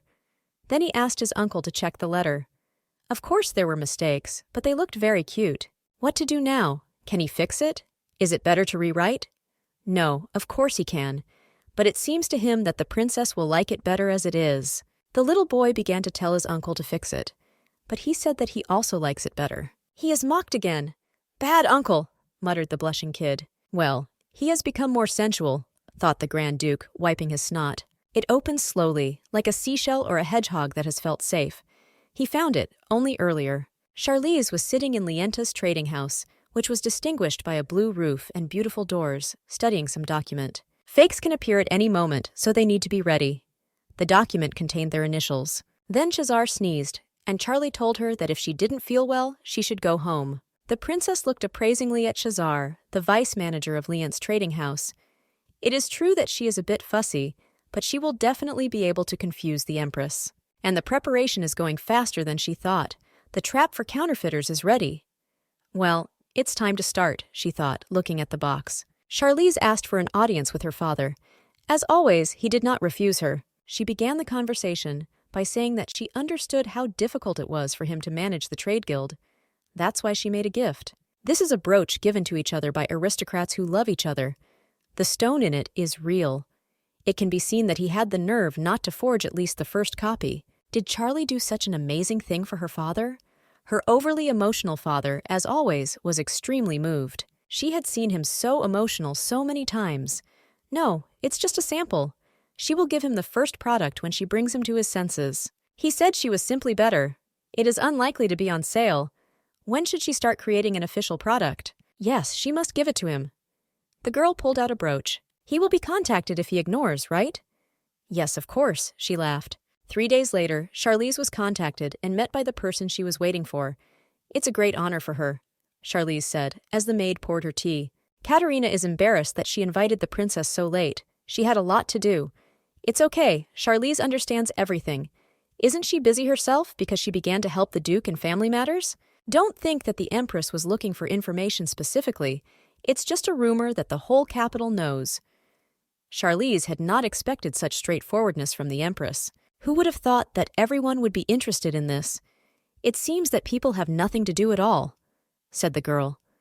The Empress looked angrily at the blonde, but she answered her with the same look, only with a note that you will not lead her, because she already knows everything for sure.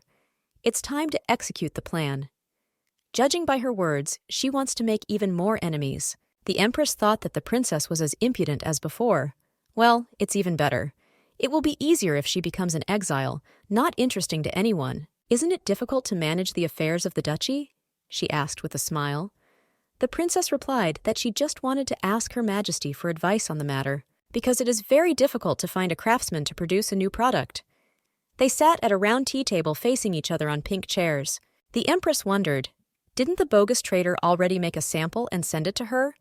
Why does she need someone else? She thought. In her imagination appeared the same young man to whom Charlize went with Shanti the dragon. Has Charlize changed her mind? Thought the Empress. The princess explained that she was going to release a new product under her name. She received a sample not so long ago, but she is thinking of changing the craftsman. The Empress assumed that the princess was not entirely satisfied with the result. Charlize replied that he was unlikely to cope with her demands. This is a small shop on the outskirts. The Empress replied that it was no problem at all. She could introduce her to a better master. Charlize feigned surprise and thanked Her Majesty. The Empress covered her face with a hand in a black glove and laughed. Looking at her efforts, she sincerely wanted to help her. I thought to myself that it would be quite dangerous to attack the entire Lient family. But nothing. That's the only way she'll get it. Charlize pretended to be an obedient little girl and said she was asking to accept her gratitude. If everything goes according to her plan, Charlize will dishonor herself by selling fakes, the Empress thought, thinking about the chains with which she was chained to her intrigues. And Katerina will remain Lienta's only support, as she always did with everyone, and cold-bloodedly took a cup of hot tea by the thin ear. She will never know who brought her to the edge. The Empress was happy with her plan. She said out loud that she was only glad to help her, and drank some tea. At this, Charlize decided to bow down and apologized. Katerina replied that she could come at any time for help.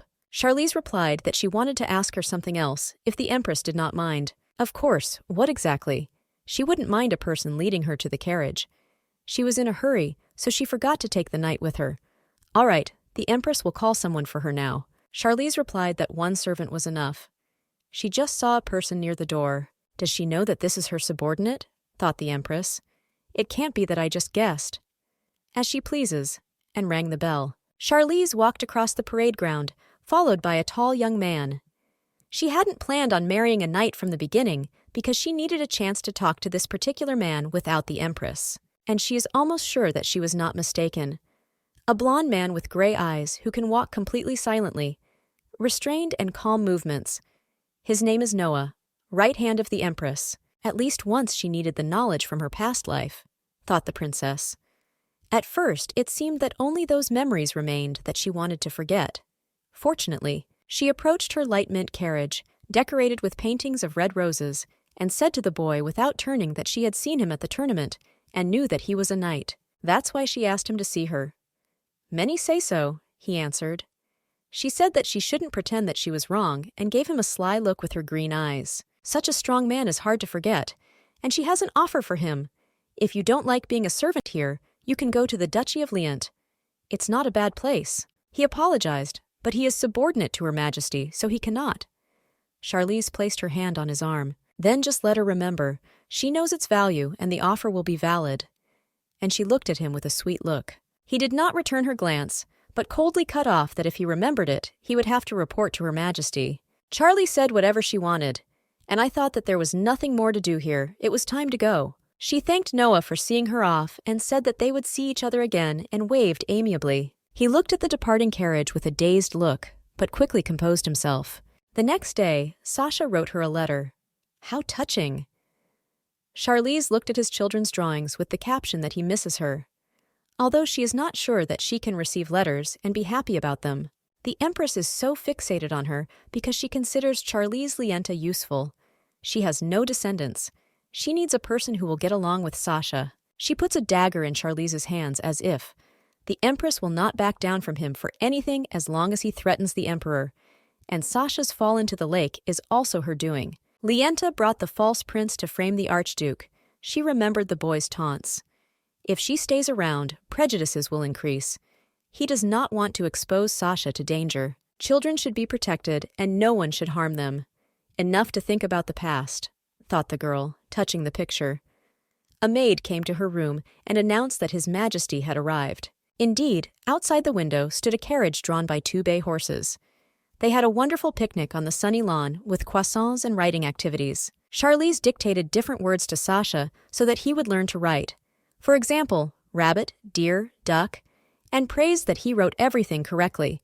Sasha is definitely a genius. Hey, Uncle made word cards for him, the boy boasted, and he studies every day. Charlize imagined Calix figuring out what other category of cards to make besides fruits and animals.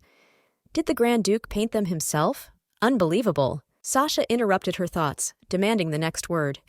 She said the word strawberry and saw that he was worried. What is wrong? Yep, that's the same word in the letter that was misspelled. How cute. But it is better not to tease, but what will make you cry? Maybe enough words for today? She asked. The kid agreed. What else would you like to do? But it turned out that it was already time for Sasha to leave. The Archduke was coming to them and calling his nephew. Time flies so fast, she still has so much to tell him. She wanted to see his smile longer. She asked Sasha to give her a hand. He asked what happened. She wants to give him a present. The gift turned out to be a ring made of a live clover flower. The boy was delighted and said that he liked it. He said he would keep it, but he had nothing to give her in return. What would she like? Nothing. She got so much from him, she said, patting the boy on the head. Calix said to Sasha that it was time for them. Has he already said goodbye? Sasha looked at his uncle with pity. Well, next time, he said, adjusting the ring. Can he come and see her? He understands that she is busy, and he is disturbing. Charlize was upset and replied that she was just having a very busy period. She asked me to listen to my uncle and study diligently. The boy looked surprised. Calix was also alarmed by these words. Then Sasha, pleadingly folding his hands, asked with hope in his voice when they would be able to meet again. There was a short pause. Did he get bored of her? He must have asked for it too often. Yes, stop, you can't cry, she will hate him even more. And he squinted and blushed. She will not be bored anymore. The little one's hands were shaking, and Charlize wished him a happy life and patted his head. His eyes widened. He must answer her with a smile on his face. He promised that he would do so, and also wishes her happiness. He made an effort and still smiled. In a few days, Charlize stood looking out the window. Her gaze was very serious, focused and angry. What happened to Charlize? Her father was worried. Neither Melissa nor the mustachioed butler could answer him, Charlize turned around in annoyance and asked her father and family why they were all so worried about her. It's just that she looks a little worn out. The father picked up the words in a hurry. In fact, they looked depressed, especially the father. Charlize assured that everything is not like that at all. Father asked if it was because the lizard that she always carried with her got lost somewhere. The girl remembered talking to Shanti, explaining that in the near future she would not be able to see the prince, so there was nothing for him to do with her. He could go to him. Shanti looked at her with indescribable sadness. No, I stopped liking it. The princess lied to her father about the little dragon. Must be strong. There is no time to give in to emotions, she thought, looking out the window. Now you will see the Grand Duke less often. You need to be more careful. First, you need to figure out who exactly is attacking her father, and then you need to save him. So, you have to focus on the plan. Charlize noted that her subordinate Shazar looked like something very good had happened. What happened? It's because of that thing, the calculator, that she showed her. Very useful thing. How did she come up with such a thing? But in fact, in the academy, calculators are used for calculations. The princess was surprised. Knight Evans came in and announced that a letter had arrived from the Empress. Charlize was waiting for this letter. There should have been a list of masters she knew, which she had promised. Recently, she recalled the events of the book, which also featured this letter. There were more names on the list than she expected. No matter who you choose, the entire list consists of her subordinates. Let Evans find the person who brought the letter and give him her words. Let him make 30 more copies of the brooch. Evans accepted the order and headed out the door. Yes, now. 30! Roared a shocked Shazar. She had only one sample. That's a lot of money. What a horror! Because of the virgin, all her hair will fall out. The princess said that if she had known that this would happen, she would have done everything herself without her. Can you hear her? Yes, he hears. And she had a great idea. Maybe it's worth using an abacus to teach children in a shelter? The most talented will be hired by the guild. Well, that's a great idea, isn't it? Then it's time for her. Wait, why is this here at all? Was she really listening to her? Ha ha, caught! Your Majesty, Noah addressed the Empress, bending one knee as usual. Lady Lienta has already begun to act, he announced. The Empress asked if everything was going according to plan. He answered yes. The living room was decorated with a figure that resembled a snow woman, only made of some plants. Noah reported that 30 copies had been ordered. 30 brooches at once?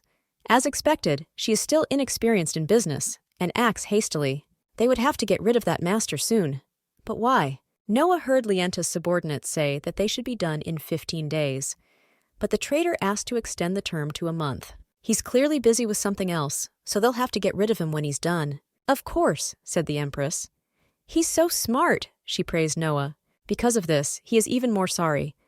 I would like better for her. The guy was confused. His attitude seems to have been something more than a dog's loyalty. Other commoners do not even have to dream about becoming a knight of the Empress. She knew he would understand her. The Empress apologized for having to use him like that. Katerina patted Noah on the head like a beloved dog. Her touch greatly embarrassed the boy. It is his pleasure to please Her Majesty, he said, beaming, still on his knees. Can she rely on him? Just in case, the Empress decided to ask, standing with her back to him. Of course, Her Majesty can completely rely on him. Thanks to this useful idiot, everything is going well, Katerina thought.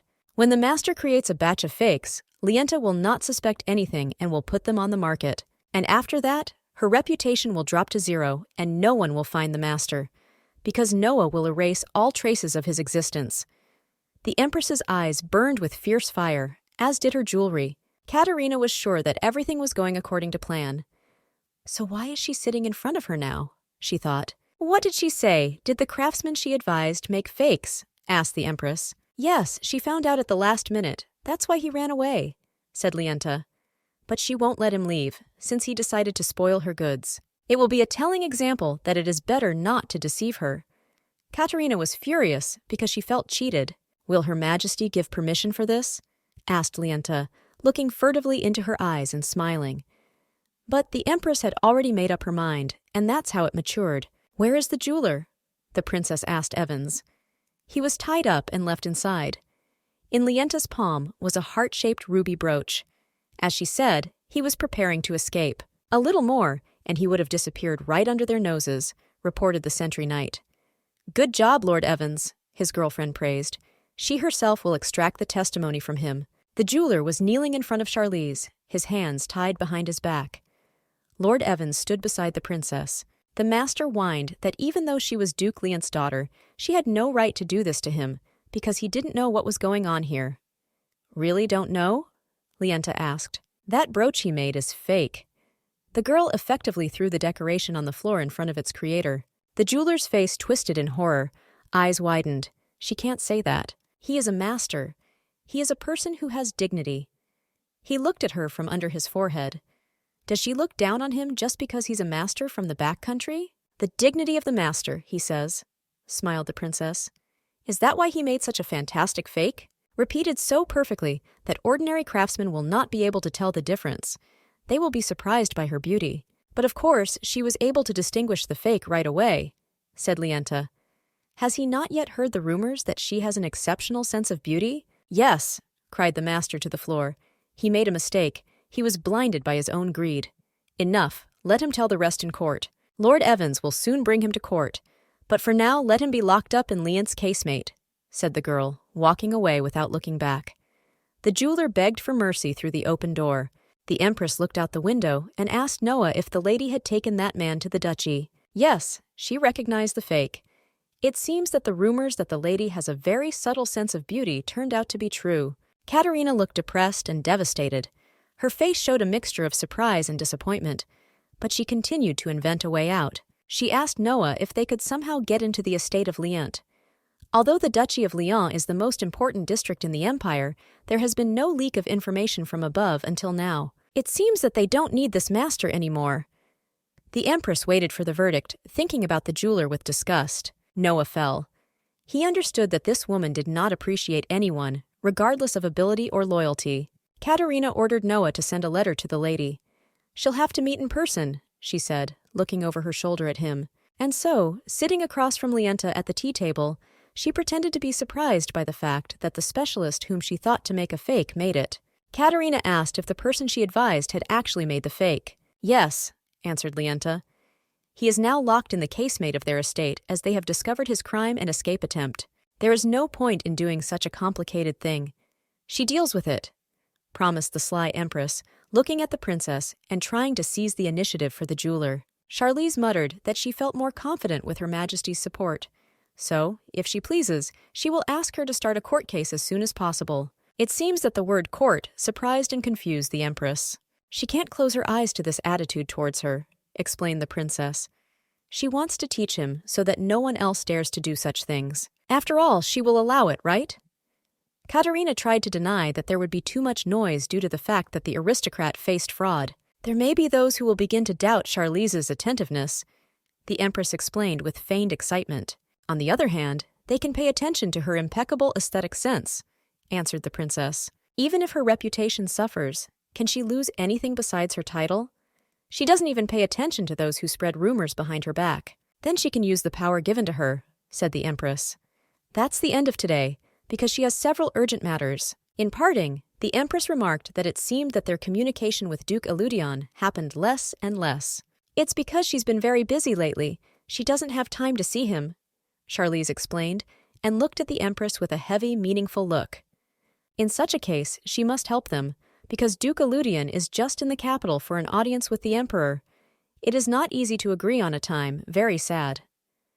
Charlize remembered that it was mentioned in the book. After the meeting, Calix will definitely go to the garden to admire the blue roses. Thanking her for her care, the girl asked for permission to look into the garden. Really blue, Charlize wondered. When Calix visits the capital, he always comes to this place. Does he love these flowers so much? And at that moment, he approached her. He said that he did not expect to see her in such a place. Coincidences happen in life, and this is also fate. Maybe they will go for a walk, Charlize joked. But she added that she would have to go alone. He said let it be her way and offered to go together.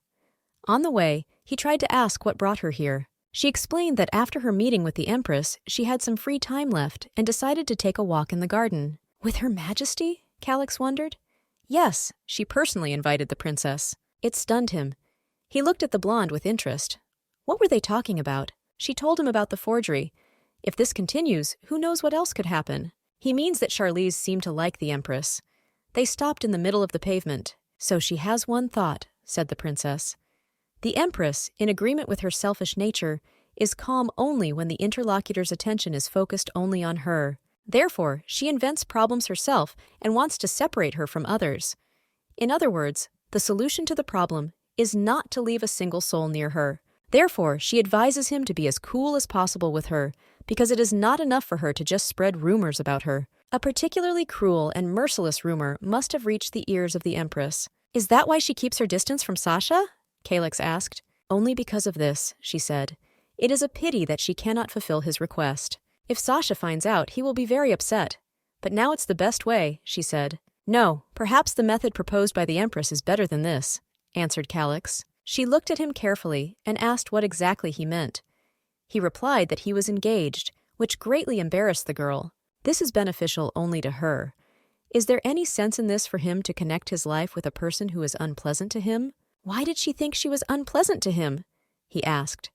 "But it is obvious," answered the extremely nervous princess. "It's not like that," he answered her, and lowered his eyes, looking incredibly attractive. And then he looked straight into her eyes and said that she could trust him. She was convinced that he was uncomfortable. "How is it?" wondered the girl in strong emotional stress. "How is this even possible?" He replied that their engagement would also benefit him. Therefore, there is no reason for him to dislike her. She couldn't scrape her jaw off the floor. She was covered in sweat profusely.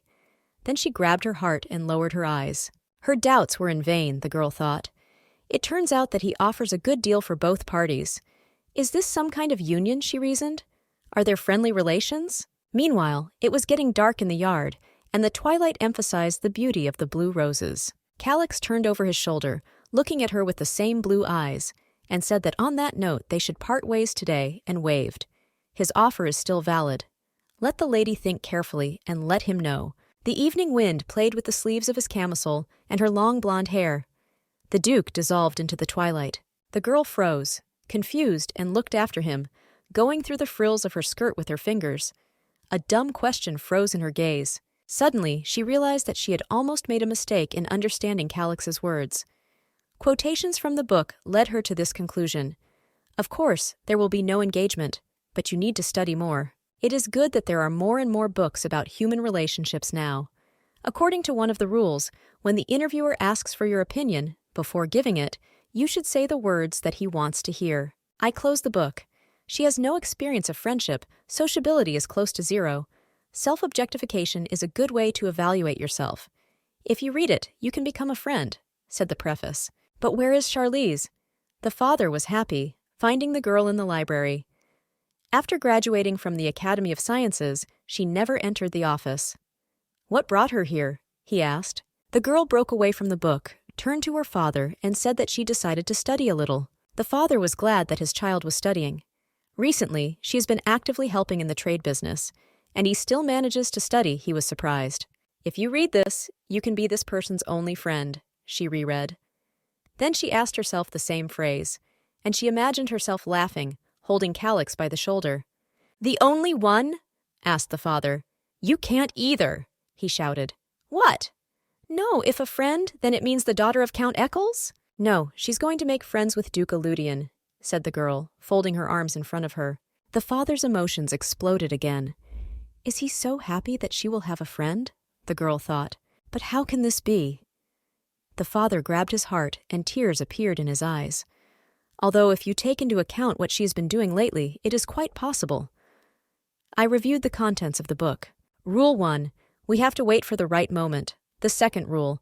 When the interviewer asks for your opinion, before you give it, you have to say the words he wants to hear.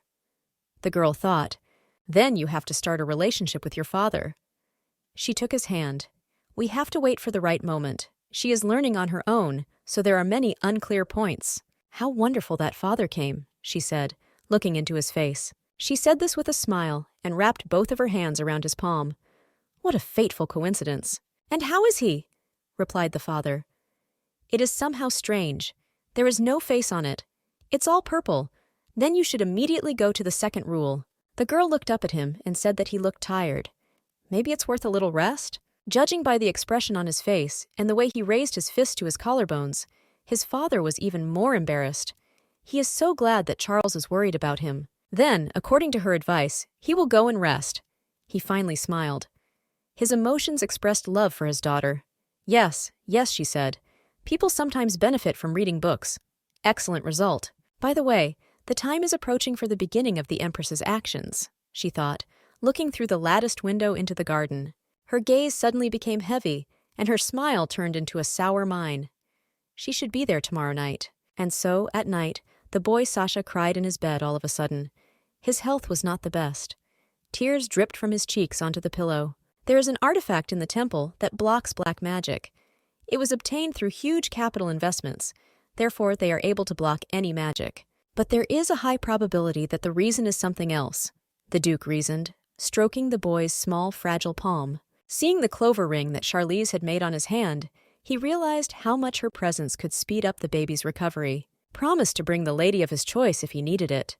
He is sure that she will stop being stubborn if she finds out that Sasha is sick. After all, Charlize moved away only for his safety. Why does a lady do this, only to spoil her reputation? He suddenly remembered what he was thinking about her. He tried to remember since when this happened to him. He patted Sasha on the head. His expression was sad. He can't waste time on that. For Sasha's sake, he has to get that thing. In the north, in the permafrost, a couple was walking through the snow-covered forest. A girl in a lace-trimmed and fur-lined cloak and a green dress, and a blond boy in a long black woolen mantle. The girl is Charlize. The wind blew the hood lined with fur from her blonde braids, and she had to squint one eye. Too stressful for a delicate finish. Finally, they found the person they were looking for. A knight who never became one. Noah. He was lying on a snowy lawn in a pool of his blood. Before he was abandoned by the Empress, he was nicknamed the Genius of Reincarnation. He was collecting classified information. Tears froze in his gray eyes. If the novel doesn't follow the plot, her knowledge of the future makes absolutely no sense. It also needs a way to gather information. The girl bowed before Noah, getting down on one knee. She does not want to watch the death of a person who once trusted someone. Charlize beckoned him to look at her. He focused his gaze on her and recognized the lady. It seems that there is strength to speak. So there is strength to listen, she concluded, raising her index finger. She poured medicine on Noah's wound. This is a hemostatic agent that is supposed to stop bleeding. You have to be a little patient. Why did this happen to him? And what does he think? Asked Charlize. She said that she saw its value. She is very sorry to leave him to die. She took the boy's chin. His face was all scarred. Asked to become her person. He said that until now he was the Empress's man. After all, it is because of him that Lienta is in such a terrible situation, cried Noah. Is that really why? She asked. And she added that it is already in the past. In the future, it is necessary to act differently, assured the girl. It snowed heavily. Noah will not die in the middle of the forest. The wounded man lost consciousness, as noted by Lady Evans Knight, who knelt down next to Noah to examine the wound. The upset princess sharply turned away and ordered the knight to be taken to the carriage and taken to the estate of Liant. The next week, someone knocked on the door and opened it. It was Noah addressing Charlize. She asked if he had anything to say. He said that he was a boy on the errands of the Empress for 7 years, but she could not stand his incompetence and left him. Charlize listened attentively with sympathy to Noah and looked into his eyes. She was wearing a long blue dress with white lace. Noah said that he is not as handsome and good as Charlize thinks. His voice trembled. Will she still accept him? Asked the boy uncertainly. Yes, because she chose him, Charlize said confidently. He got down on one knee in front of her. He thanked and called her mistress. One day he would earn the right to call her that. She laughed and turned her face away. There is no need for this. And more, said Noah. She has something to learn. The information he recently told the Empress. His Majesty the Prince recently lost consciousness in a fall. Charlize was very embarrassed by this news. Her face darkened. She was scared. Is Sasha sick? Did the temperature rise? Charlize thought, looking out the window, behind which summer was blooming. The heat appears in the members of the imperial family, endowed with magical abilities, before making a covenant with the deity. During the era of the Holy Empire, blood relatives of the imperial family were born with these abilities. But after the fall of the empire, the divine power began to gradually weaken, and in the future, no one was observed to have fever, Charlize reasoned. Therefore, people will not suspect anything, but of course it is not the right person. A few days later, people began to learn about Sasha's illness. In higher circles, information about this was not spread much. But those who knew, at the same time, hoped that if they helped cure the prince, how great a reward they would receive. A similar precedent has already occurred in the Empire. She, of course, worries about Sasha, but she really should have distanced herself from him. Now she can't trust anyone except Shanti. Besides, she ran only 2 laps and was already exhausted. Due to the circumstances that developed, she began to train her mind and endurance. Charlize Lienta's physical strength was completely untrained. "This is just some kind of nightmare," said the princess, staring blankly at the gravel under her feet. "It is easier for her to run late at night when the air is cool." No kidding, she not only lacks endurance, her muscles are also very weak, completely atrophied, complained the princess, wiping the sweat from her forehead with the outer part of her hand. "What is she about?" Noah handed her a towel. "Yes, with myself. I haven't played sports for a long time. That's why I'm tired," Charlie explained. "She still can't trust him completely?" Noah asked, somewhat rightly so. "What is he about?" asked the girl. He explained that while she was running, her face did not change at all and did not show any fatigue, although she thought that one more round and she would die. One more circle, that's enough. But using the excuse that she's having a hard time means she still doesn't trust him, Noah said. "No, she's really having a hard time," Charlize protested, dabbing her face with a towel.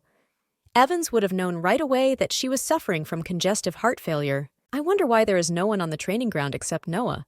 Is it because he took on the hardest work?" Assuming that Noah was being bullied by the other security guys, Charlie said that if that was the case, he should tell her.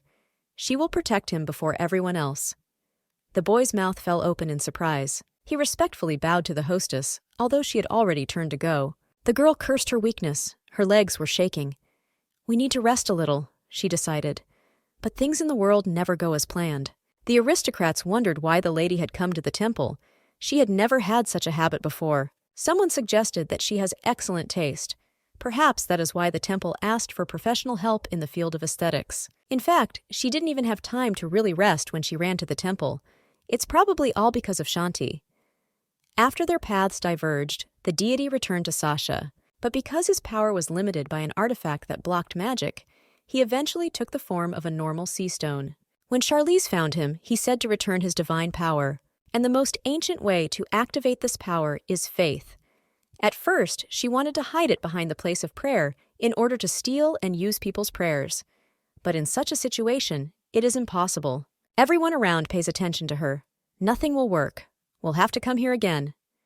Suddenly, she ran into Archduke Calix. He wondered, did she also come to the temple because of the hunting festival, which will be soon? She lied that it was. Her eyes, which she slanted down to the right, betrayed her deception.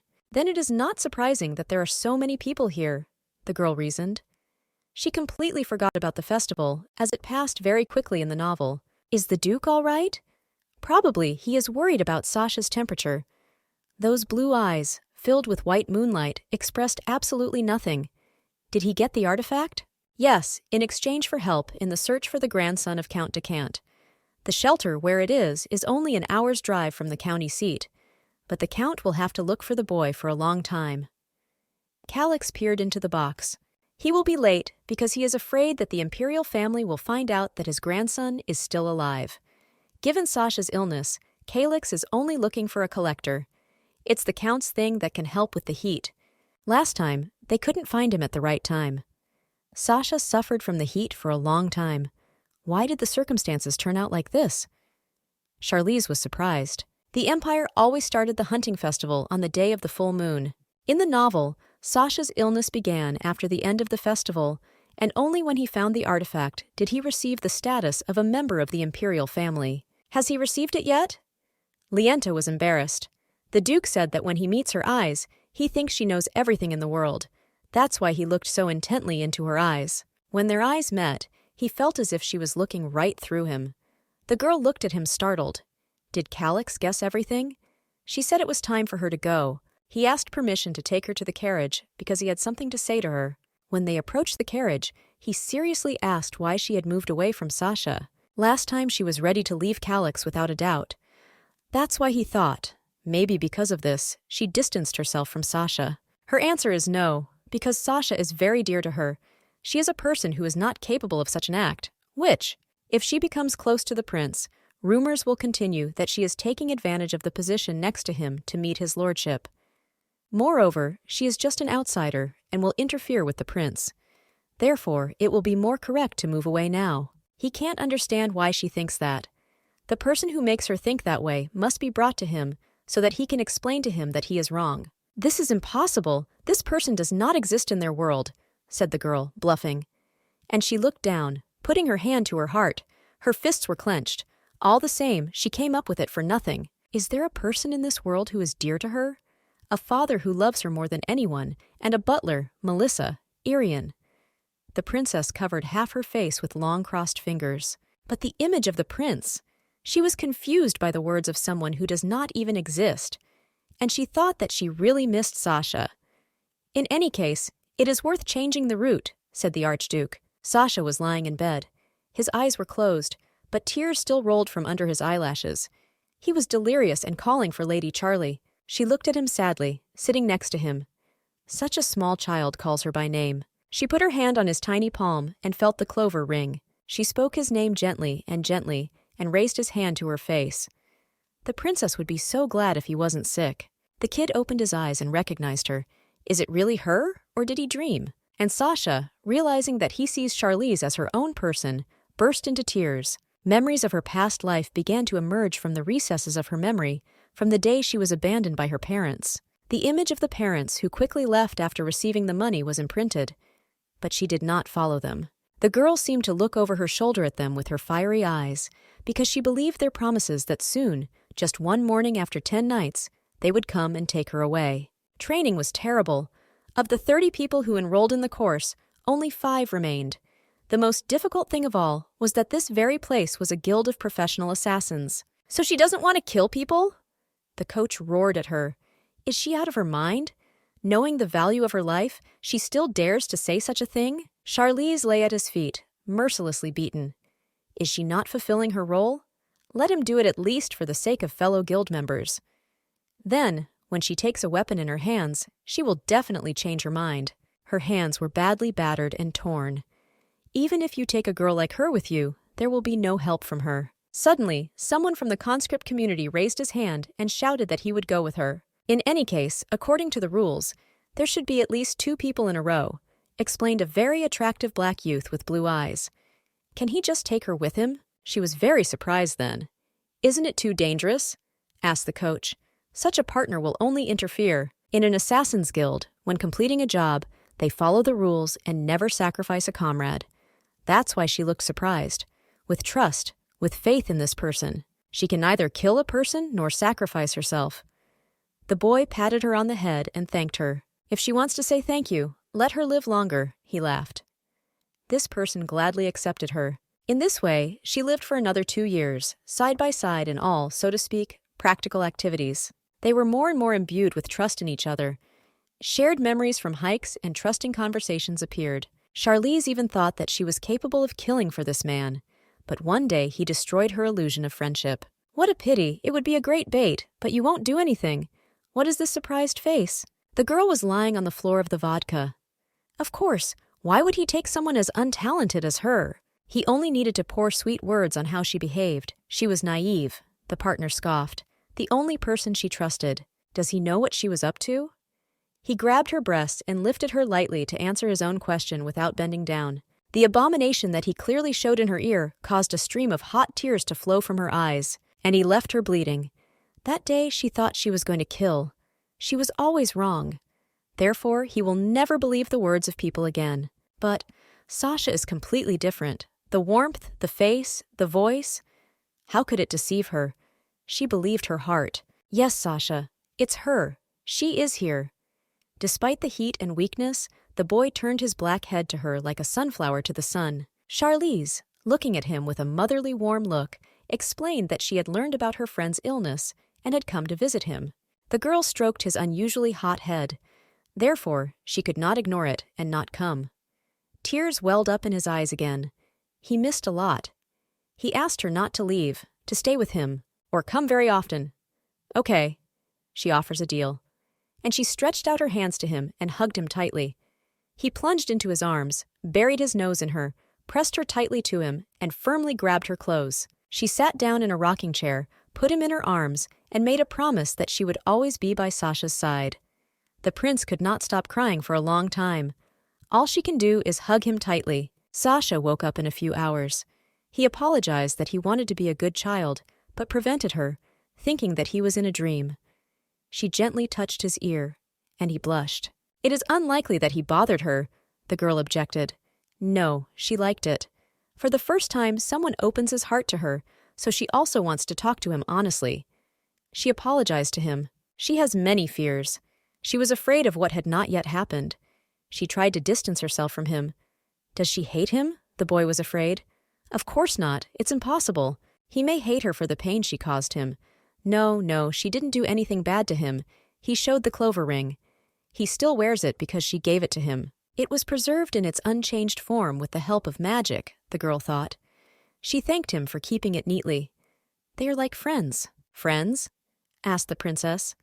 Yes, he read in a book that friends have deep conversations. But there were no words about the fact that it is impossible to be friends with such a difference in age? Asked the girl. How come? He answered her with question after question. No, he offers her to be friends. He and Lady Charles are friends. He likes it, laughed the boy. After she returned to the estate and flung open the door, she felt the influence of self-confidence. It is very good that she learned to study even earlier. Now she knows that you can make friends on your own. And she opened a drawer with a book from which she read advice about friendship. Now, no matter who she meets, she will be able to communicate with ease. The blonde beamed, rejoicing at this discovery. The next day, she made another conclusion. It wouldn't hurt to study a little more. It never hurts to develop. The princess walked over to Irian and Lady Escles, who were having tea.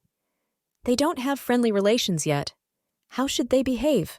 Thought the girl, looking at her friend. She remembered the day when she met Irian for the first time in a long time. She could imagine that she would meet Rosetta in the dressing room. Union of Irian and Rosetta, she thought. You can see this only in a novel. How did Miss LaFrance find out about Lady Lienta? Rosetta asked. Charlize laughed, covering her mouth with her hand and turning pink. She helped at a difficult moment, Irian explained. I am very grateful to her for that. Lady Charlize can't just walk past someone who needs help, the red-haired Lady Eccles confirmed enthusiastically. Exactly, said Irian. She's very kind and polite. Since they already help even with choosing a dress, it seems that they have a very close relationship, joked the artist. Everyone laughed. Despite the laughter and jokes, the girls seriously considered the princess a person they could trust. Hardly, Charlize objected, looking sideways at the girls. They are only in a business relationship. What if Charlize says they are friends? At least Lady Eccles won't like it. In fact, this is a business relationship.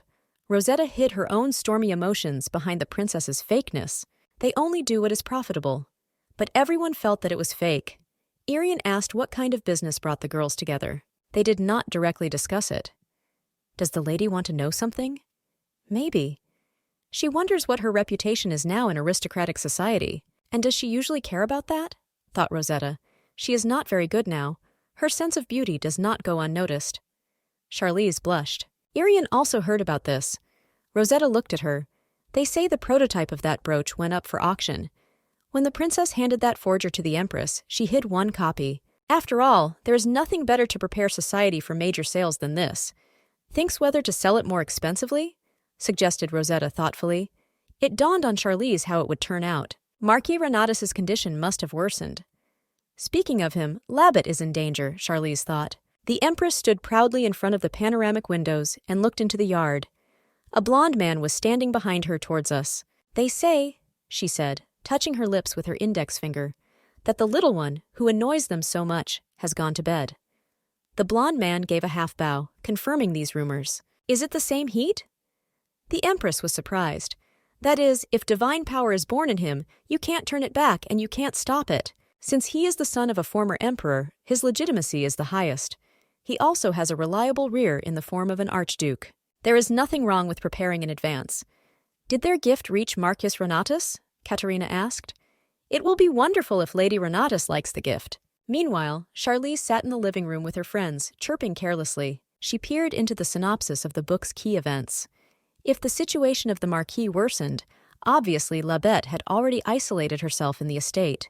They are at the very beginning of the events, when they broke the firewood with the division of inheritance rights. The main thing now is to find out if everything is okay with Labette. Charlize was handed a letter with a seal in the shape of a rose on red wax. "It's an invitation," Irian explained, noticing Charlize's surprise. This time, she opened the exhibition again. "If she is not busy, can she come and have a look?" Due to the explosion incident, the scope has been reduced a bit, but she will not be disappointed. After all, Count Decant sent many things from his collection. This news confused Charlize. Why is Count Decant here? A week later. Night of Young Authors. In the program, Theodore Vanikel, Irian LaFrance, and 5 more. Sponsor, Graham Decant. Did they hear the news the 3 girls were discussing? At the auction, the lady's brooch was sold for a very high price. Who bought it? Someone is a father who sees no one but his daughter. Did she like her father's gift? He was proud of himself. So that no one else would get his daughter's first jewelry, he bought it immediately as soon as the bidding began. "Very much," the girl applauded. Father jumped up. He bought an item that was specially put on display for the sake of preparation. She asked to forgive her naughty daughter. Father was dancing with joy. This is a very popular thing. Irian was happy. The first time she sees her in reality. This is the same sculpture that was in the collection of Count Decant. Now it is clear why he was nicknamed the Collector. Impressive, isn't it? Under the sculpture was a signature that its owner is Graham Decant. The Count is an amazing person, the artist said. To find his lost picture, the Count plunged headlong into collecting. Paintings, sculptures, artifacts that are impossible to list. That is why the author of the novel called him the Lord of Forgotten Relics. And Calix had to sweat in search of the artifact, Charlize thought. In order to alleviate Sasha's condition as soon as possible, she needs to act quickly, the girl thought. She will find this painting instead of Count Decant to save the poor sick little boy. Then she will give him what she needs. The next day, she left for the asylum in a wagon drawn by 2 white horses. In the near future, thanks to Calix, everything was exactly like this. She recalled sitting in the carriage. A modest but tidy house under red tiles stood in the middle of a large clearing surrounded by trees. At the edge of the clipped nail, there was a column with clean spring water. Because of the reputation, they could not accept. Who knew that her sacrifice to meet Labeth would be so beneficial?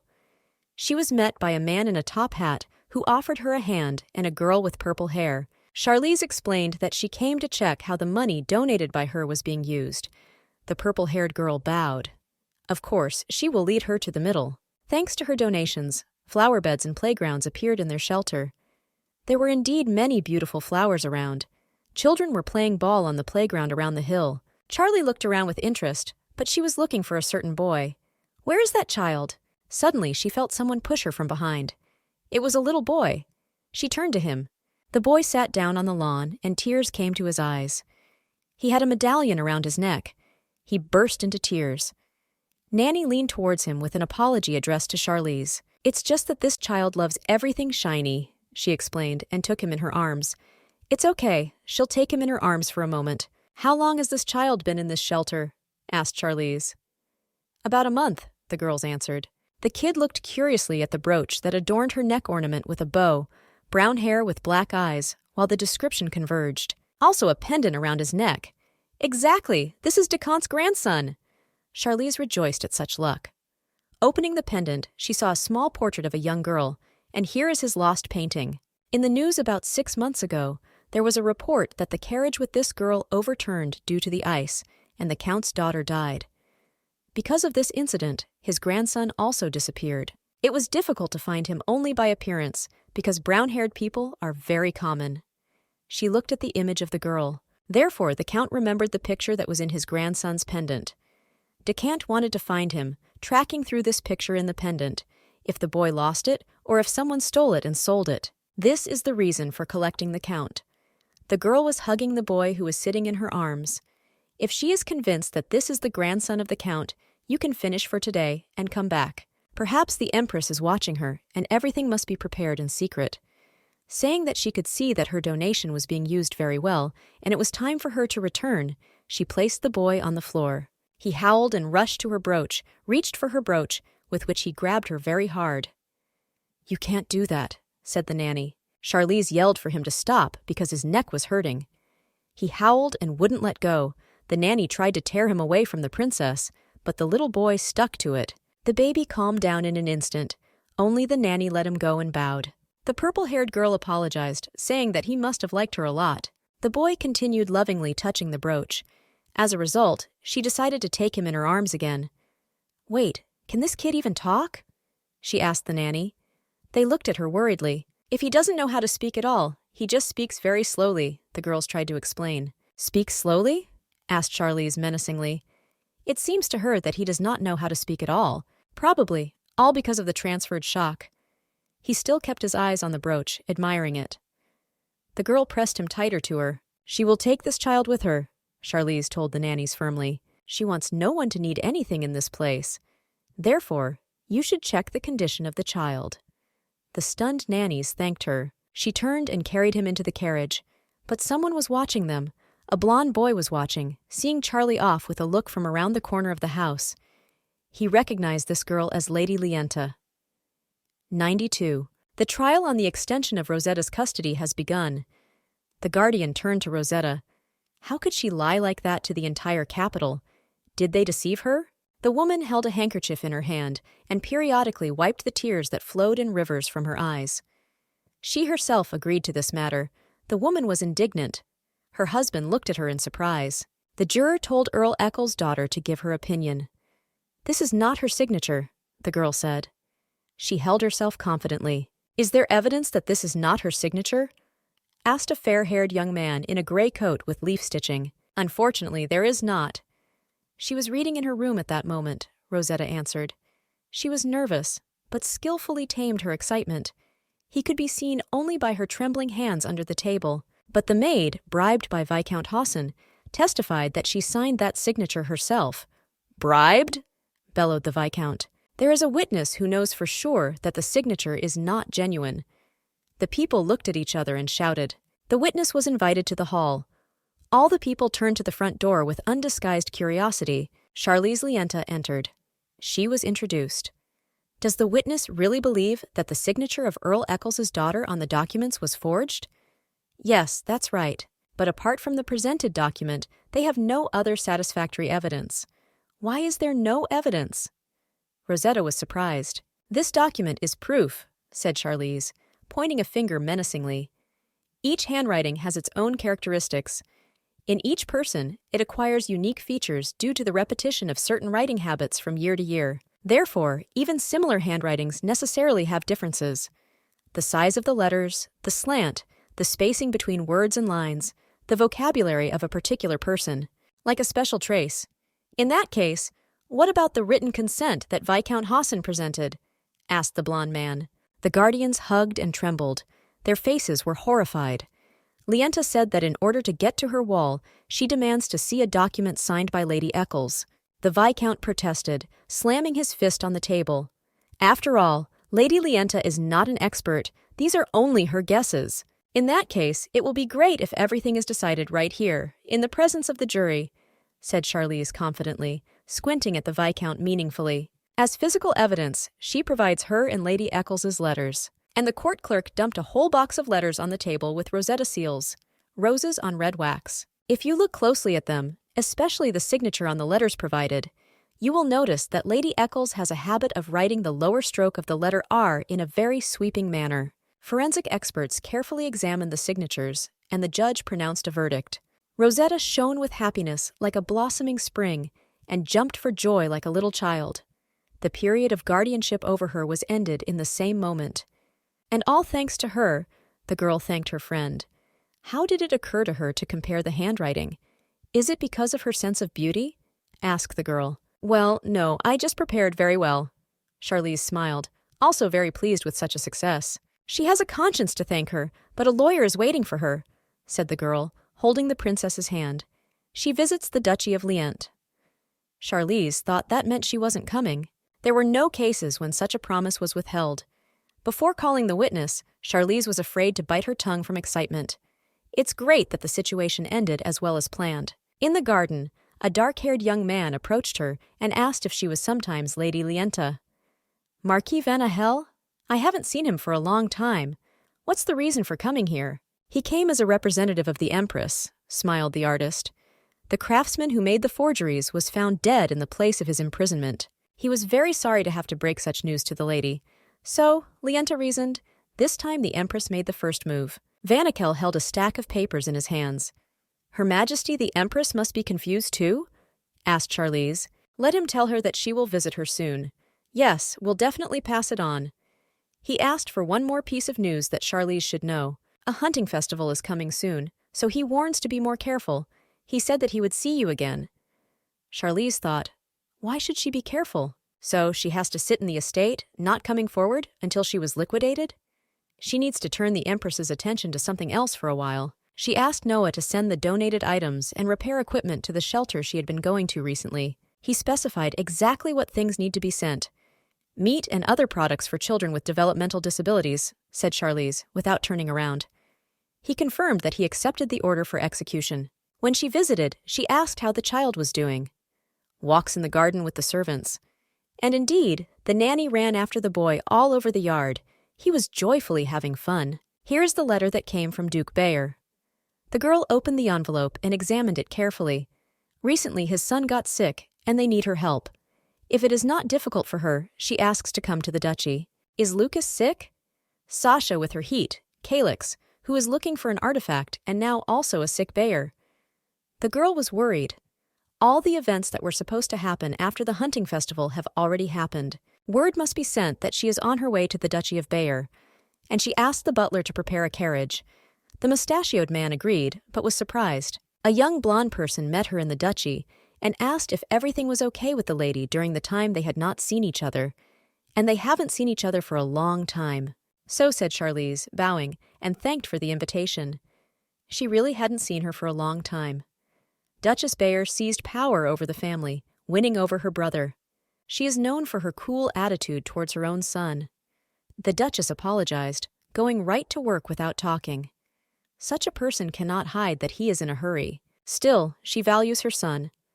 The door was closed. Is it possible to check all the things that are here? Asked the Duchess. They were in the children's room. There were huge blue teddy bears, a wooden toy railway, wooden swords and shields. Nothing complicated. You just have to say what she sees. For example, what item can become the source of a curse? Curse. How can she determine this? Thought the girl. And suddenly she noticed a blue music box. How can she detect the mark of the curse? And she contacted her because she knew about her. There is nothing strange, said the Duchess. She herself is not sure of anything. I heard that she has the finest sense of beauty, so maybe she can do it. Charlize asked if she really thought that these items could be cursed. Why doesn't she break the curse on those things that cause doubt? Of course they could be dispelled if it was a simple curse, said the young woman, looking sideways at Charlize. But if it's a double curse? After all, you can't remove the spell just by destroying the object, said Charlize. But! And she hit the box with her hand. The yellow-blue music box flew to pieces. Charlize kicked her in flight with the toe of her shoe. In addition to the self-playing game, the glass broke. The startled Duchess shouted that they needed to find out what kind of curse this was. But Charlize casually explained, if her son's condition worsens after that, it's a double curse. Alarmed, the Duchess ordered Dylan to check on Lucas immediately. He shouted, yes, and ran out the door. Charlize will regret contacting the buyers. You can't trust anyone now, so she had to do it because they needed to be left alone, Charlize explained, and apologized for being scared. There was a single curse in the music box, Lienta said confidently. The Duchess was surprised. She really had no idea about it. But Charlize didn't know that either. But is the feeling of beauty really something to be admired? Thought the princess, looking at the Duchess.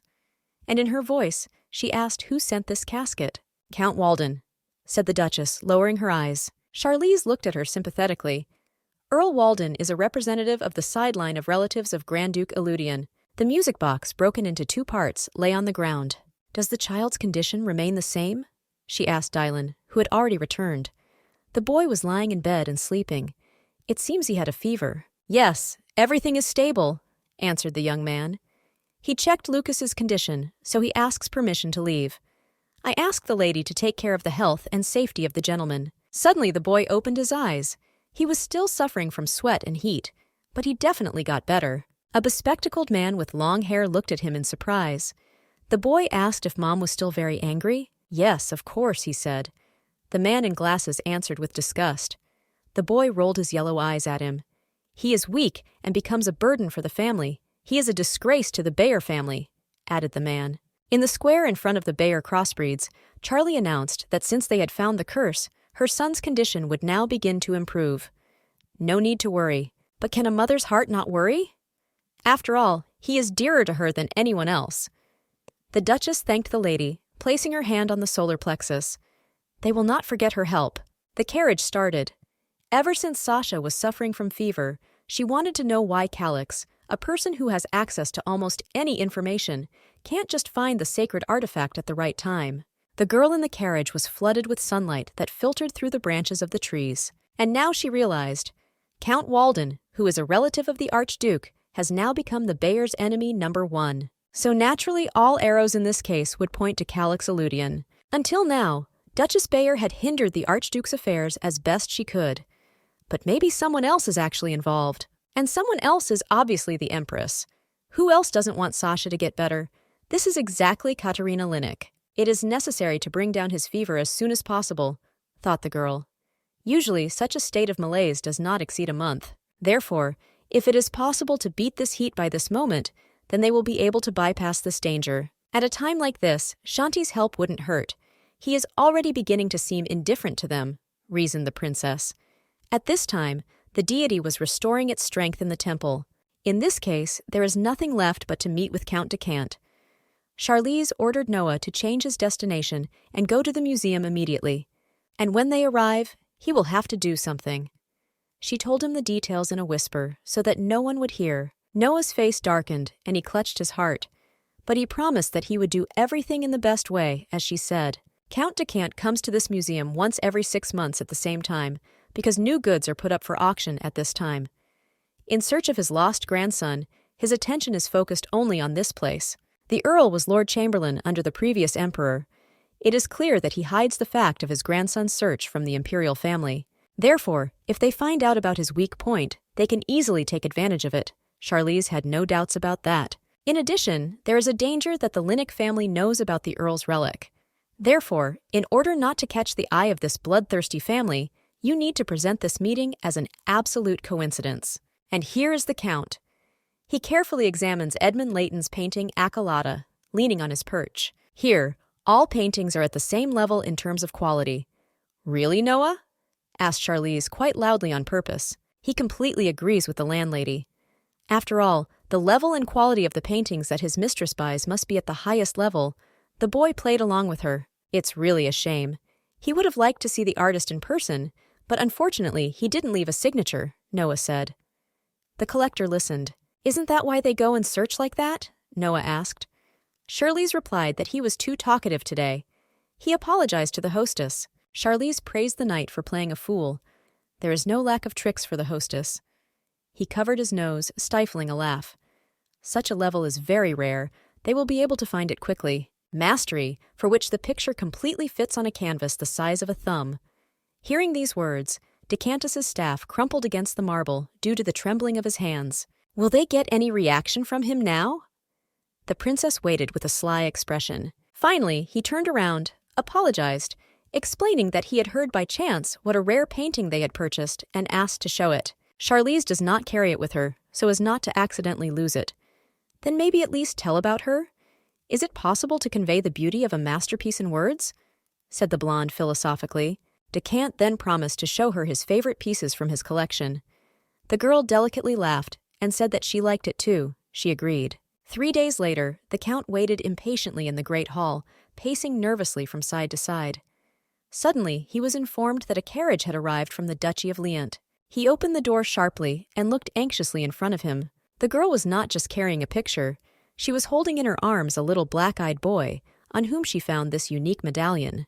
The princess apologized for bringing the child with her without an invitation. Because he cries if someone else is holding him, Charlize explained. Is this child? Does he have that little picture? Asked the man, barely restraining himself. Yes, she is really cute. And the girl opened the pendant with the words, Probably it has a very deep meaning. The stick fell out of the Count's hands and hit the marble. He held out his hands to the boy. He took him in his arms, hugged him tightly, and sobbed so much that his monocle flooded.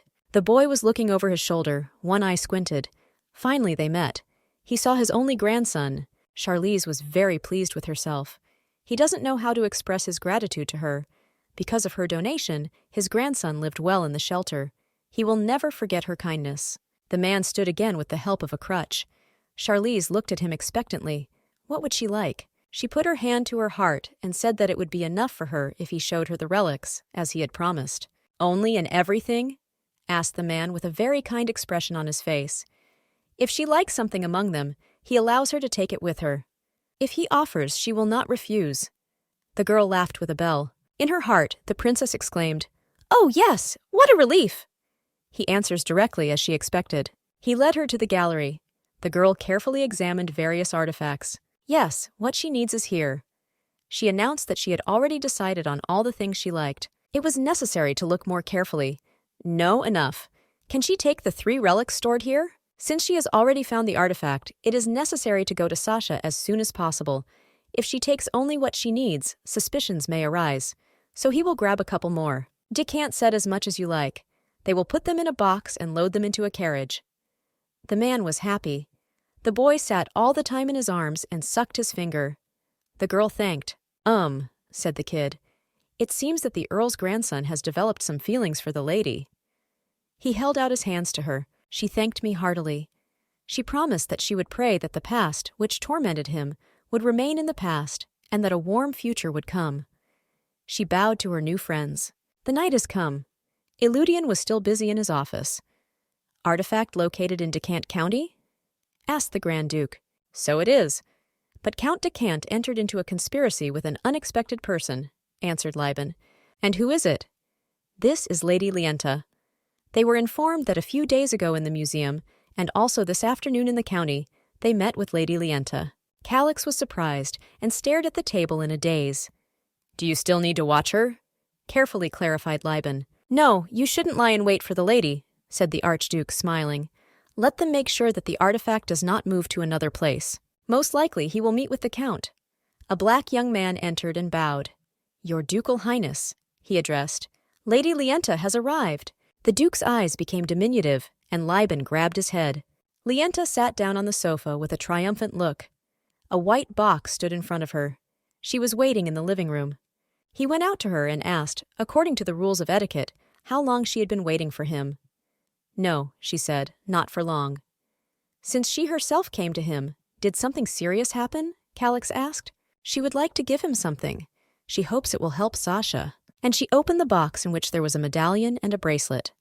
Both were with blue shining stones. He took the pendant, and she said Calix knew exactly what it was. He wanted to find it from the beginning, but was unable to intervene due to the curse on Duke Bayer's son. He could not yet send his knights, as it was likely that he would be accused. Count Decant is not one to make a deal easily, so she did very well. He is very grateful to the lady. He already knows about Duke Bayer's son's curse, the girl thought.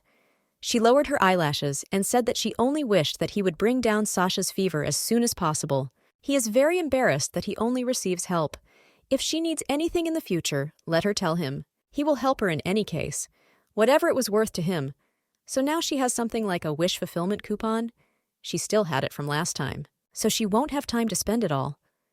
The girl smiled and blushed. If she already has it now, maybe she should start using it already. It would be nice to ask the Duke for some help, thereby preventing some danger in the future. She cleared her throat. She thought about something. The Duke looked at her. No, there is nothing wrong with being able to know in advance about an unexpected situation. What did she remember? He thought, noticing how she clenched her fist. Like Sasha's heat, the rest of the events happen faster than they did in the novel. This is also indicated by the development of events with Lucas Bayer's illness. Take at least the episode with obtaining an artifact to overcome the heat. In this case, it will not be surprising if the Empress in her own person reaches out to Sasha. Most likely, she already became aware of his illness. Before making Charlize her doll, she wants to deal with Sasha so that he does not have divine power. To eliminate Sasha's legitimacy, she will do anything. The more people see it, the better off she is. The hunting festival will open soon, she remembered Vanicol's words. Most likely, she will use a place where many nobles will gather. And she remembered the Aet's warning. so you can't just ignore this warning. Well, then she asks him for one thing. If something happens at the hunting festival, let him protect Sasha first. Naturally, his safety is more important than anything else. But again, that doesn't sound like a wish for itself, Calix said. Maybe there will be another request? Of course, this may sound strange, but in fact, this is her desire, the girl answered. Protecting something very important can be the most difficult thing. Every time he sees her, he seems to be taken somewhere, the boy thought. Okay, he figured. Whatever the lady says, that's what he'll do. Asks not to engage in too dangerous business. At least the fact that she independently visited the families of Bayer and Decant may already be known to the imperial family. Let him not worry about it. It is enough for her to put dust in the eyes of the Empress. At the next meeting, the Empress really began with interrogations. Said she heard that Charlize visited the Duchy of Bayer not long ago. Did something happen to them? If anything, she can always help them. Nothing terrible happened, replied the blonde.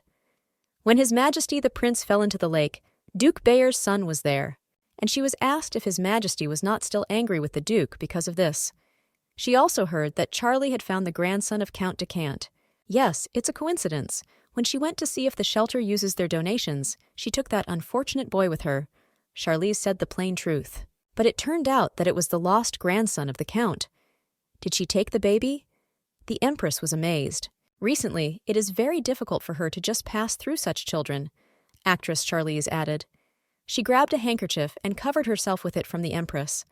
After all, this is how she met the prince. If she knew how she met Sasha, her heart would bleed. Some 3 men insulted him on the street. The Empress opened her mouth, as if everything is so, but there is some discrepancy. According to the spy who is watching the Bayer family, their son is seriously ill. Because of that, she could not introduce him to the House of Liant. It is difficult for her to understand what the lady was thinking. Charlize was still pretending to wipe away her tears. After all, there is no obvious connection between Lucas's illness and the visit of their lady. Although why would she decide to help the Bayers? It's just a coincidence. The Empress said that Charlize had done the right thing. She nodded, and she said that the Empress praises her too much. So that's the end of the audience. Charlize said she would schedule a follow-up appointment, and she bowed and left. You still have to be on your guard, thought the Empress. She was recently informed that Count Vernon had found an artifact. We must send a letter to Ronitus. Must enjoy tea with Labat. They hadn't seen her for a long time, Katerina thought. Day of the hunting festival, there are high chairs upholstered in red cloth. On the lawn, there were rows of slightly different high chairs, but upholstered in blue cloth. Charlize came in a green dress. Regardless of her experiences, nothing of the sort happened at the hunting festival. The artifact definitely had its effect. The boy was already in order and was sitting next to the Duke. Sasha finally recovered. Duchess Bayer also came. She sent her a letter asking what she would like to receive as a thank you. Charlize was smiling. You need to think about it in a calm environment. It's great if everything is calm at the festival until the very end, but it's early to relax. The Empress appeared accompanied by the Emperor, a tall blonde man. This is the first official appearance of the prince in public, so it is unlikely that the imperial family is up to something. It seems that the Emperor does not like his appearance very much. In any case, no one knows what the Duke was up to and what he wanted from the Emperor. Quietly, she can be twisted for such words. Thanks to everyone who came, said the Emperor. He asks the winner of the festival to come forward. Venus Reynock congratulates them. The man with the ponytail bowed before His Majesty. The Emperor is happy that he seems to see the birth of a wonderful new knight. The Emperor's face darkened. He wants to ask his nephew to conduct this award. He is a child of a strict imperial family, but he has yet to gain experience. His younger brother is not able to do this, but his nephew is very capable. Charlize thought the Emperor was a jerk. If he decides to make a fuss here, then let him practice. Why involve a child who knows nothing? The boy sat confused. Sasha is still young for this. It will be difficult for him. The uncle tried to protect the baby. Calix at that age already went hunting. The Emperor objected. So he did it when the Emperor was 10 years old, answered Eludion with a smile. So, said the Empress to her husband, it is better to ask him himself, and asked Sasha, calling him his beloved nephew, what he thought about it. He will do it, the boy politely promised. And he was called to the platform. The Emperor ordered the prince to be led faster and held out his hand to him. The Archduke quietly instructed Lebanon to do this. The boy climbed the steps accompanied by a knight. Now he can at least see him up close. The emperor stroked the boy's hair. He was handed a red box. This casket contains an artifact that must be presented to Sir Venos. Its authenticity was proven in the Great Temple. It seems that Sasha suspected something was wrong, but it was already too late to retreat. If someone not from the imperial family touches it, something bad can happen. But since he is his brother's son, there is no reason to worry. Let him open the casket and give what is in it to him, sir. The boy touched the casket, and it cracked. He withdrew his hand and was frightened. His already big eyes seemed to pop out of their sockets. Suddenly, a pillar of light appeared in that place. The emperor jumped to his feet. What kind of explosion just happened? Everyone cleaned their ears. There was smoke. At first, it seemed to her that it was some kind of sacred thing when white light poured from it. But something is clearly wrong here. After all, when His Majesty the Emperor touched her, nothing happened. Just don't let it be said that Lady Lienta has brought a fake prince. The princess hugged Sasha. "Charlize!" cried the father. "Is she not injured anywhere?" "She's fine," said the girl, hugging the boy. "But it seems that His Majesty the Prince has lost consciousness. Let the doctor be called immediately." Liban told His Majesty that he should control his face, because Her Majesty the Empress is watching him. He knew and restrained the storm as best he could. As soon as the explosion rang out, the lady instantly caught Sasha, who fell from the stand. "Did you suspect from the very beginning that something would happen?" He remembered her words. To protect Sasha. She must have known from the very beginning that the prince would be in danger, and that Calix will not be able to intervene. Protecting something very important can be the most difficult thing. The emperor would not miss such a chance. If Eludian protects Sasha at such a time, he will be accused of usurping the throne. Unbelievably, the holy relic, which certifies the presence of imperial blood, rejected the prince. How is that possible if it's not fake? Let Lienta say. The emperor pounded his fist on the board.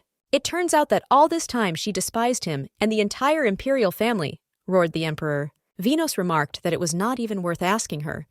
"It is better to put Lienta in prison. How did she even dare to deceive the members of the sacred imperial family? Why did these knights pose like betrothed girls? Now we need to deal with this." But how he had the audacity to say such a thing to his daughter. The Duke of Lienta was angry, replacing her with himself. How dare someone from the Pinot family threaten her? But the lady is accused of defying the imperial family. She must be punished. Is he going to use his title to absolve her of responsibility? Charlie suddenly realized. It turns out that they needed not only Sasha. They are going to deprive them of their privileges and neutralize Lienta. The Empress looked ominously. She got her way. The Emperor, deprived of sufficient legitimacy, has no right to restrain the Duke of Lienta in any way. All because the Lient family has long held the title of an honorable family that stood at the origins of the foundation of the empire. In addition, the Duke was able to make various privileges after participating in the 100 Years' War. Thanks to numerous feats, he showed himself well in battle more than once, which helped to achieve victory in this war. In addition, he saved the life of the previous emperor. In addition, they first dared to encroach on Lient's trade guild, and now they are going to take away their privileges as well. Charlie grimaced in distaste as she continued to hug the unconscious boy. Well, it can't go on like this anymore. Her father was horrified to see the determination on her face. "They don't have to do that," she said, holding the baby in her arms. She would never falsify the truth of His Majesty's former prince, and she wants them to believe it? And then how will she explain the fact that the holy relic did not accept him? After all, when the emperor touched her, nothing happened. Venos pointed his hand at Lienta. "It is obvious that the lady and this boy—" "Not that boy," interrupted Charlize, "but His Majesty the ex-prince. Apparently, their family was not able to provide him with a decent education. Otherwise, he would not have difficulties in pronouncing titles correctly. This kid is a real ex-prince. Charlize asks the Empress for time to prove it. The Empress said it was fine, they wouldn't mind, and asked His Majesty to give the lady about a week. Everyone knows that the Liant family is loyal to the Empire."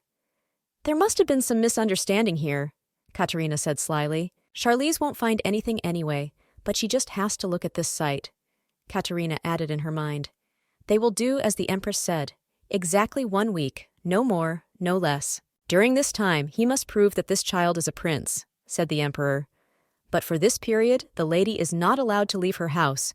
Who knows what might happen? What it means?" The father objected. "Also, they can't trust Duke Liant. He, like a loving father, can go to a trick. so let the lady live in the Archduke's house, Calix suggested. If the boy turns out to be a false prince, he himself will deal with the lady. This is protection from the imperial family, Charlize thought. All right, said the emperor. Then they will do so. Let them send the lady to the Grand Duke's residence, and she was escorted away. Renato's brother and sister happened on their way. There was horror on both of their faces. Charlize asked to leave them alone for a couple of minutes. She would like to talk to them. There are many people willing to spread rumors, so don't delay, Calix warned. It won't take long, the princess promised. With a sweet smile, Charlize thanked Mr. Renatos for coming to her in person. By the way, she really liked his gift. Oh, and what kind of gift is there? The guy was confused. She said that she did not know that the Renatos family was behind Baron Pinot's son. The brother and sister panicked. Well, she's going to do everything in her power to prove it. How did she know? He specifically tried to hand over the relic as carefully as possible, but she said that it was too risky.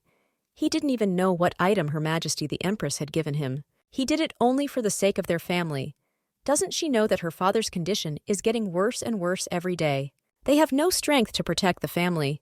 They don't know who exactly did this to him, but they also cannot cut all the suspects. What remains to be done when Her Majesty herself offered her help in such a difficult time for them? Labet was to blame. It was a few days before the hunting festival when Her Majesty the Empress called Lady Renatos and said she wanted to ask something. She is to present it to His Majesty the Emperor during the hunting festival, and she put exactly that red casket in front of her. Can she do it through the son of Baron Pinot, one of the contenders for the place of winner in the hunting festival? Labet stealthily asked what prevented the Empress herself from giving it as a gift. It happens that trust is built in the hands of third parties. Let her consider that this is her debt to the imperial family of this country, said the Empress. In this way, her trust in Labet will be strengthened. Katerina heard that Marquis Renatos went to inspect the estate, but he had an accident on the way and is now in critical condition, right? If she does everything right, the Linux will happily provide him with peace of mind. She simply could not refuse such an offer, and she said that she would do everything according to the order. However, when she tried to deliver the item, she was overcome with a strange excitement. Elder brother asked where she got this casket, so she decided to talk about it with him. She explained what happened. Then he said that there was nothing left for them to save the family. In the end, he himself handed it over to Baron Pinot's son. The emperor himself said that this thing could recognize a member of the imperial family. So, on the contrary, it is good that Lienta was caught in a lie. Lady Renatos was shocked by her brother's statements. Maybe because there was another conspiracy? Suggested the girl. But what kind of delusion? The brother objected. It cannot be that Her Majesty the Empress was a conspirator. Let him stop worrying about all the little things and keep quiet. It is better not to appear in public for a while. Labet anxiously went to see her father. How did it happen? She, her brother, and her father, the entire Renatos family, found themselves in such a dire situation. The girl was trembling, gently touching the face of her unconscious father. She has to find the one who wanted to kill her father, and then everything in the imperial palace will fall into place. It was not for nothing that they said that Lady Lienta was simply crazy about Calix. Antonio, stripped to the waist, amused himself. Honestly, I didn't believe it was true until the end. It seemed that she did all this on purpose. And so is this whole show with the fake prince, laughed the emperor. His wife was sitting on the bed with her back to him. At this rate, it will take a lot of effort to keep the throne. Let's see how it will turn out this time. He has a good feeling. He hopes that she will give him good news the next night. She handed him a small bottle, which he drank. If only he knew what this sacred thing was really capable of, he would hardly be so happy now, Katerina thought, watching him sleep. Until recently, it seemed to her that all divine power had disappeared a long, long time ago. But she doesn't even know what could happen if she was even a little careless this time. Thanks to the weak-minded emperor, everyone doubted the ex-prince, as was intended. And the Duke did not react in any way when that boy fell. It was obvious to him that he was only an object of achieving the goal. You should get rid of the prince before the power blossoms. And then, as soon as a descendant is born, remove the emperor, Eludian, Lienta, so that the empire will never have these people of noble blood again. While Sasha was lying unconscious, he saw a vision. Someone asked, "Isn't it strange that such a noble lady decided to take care of him?" The boy stood up in a dream.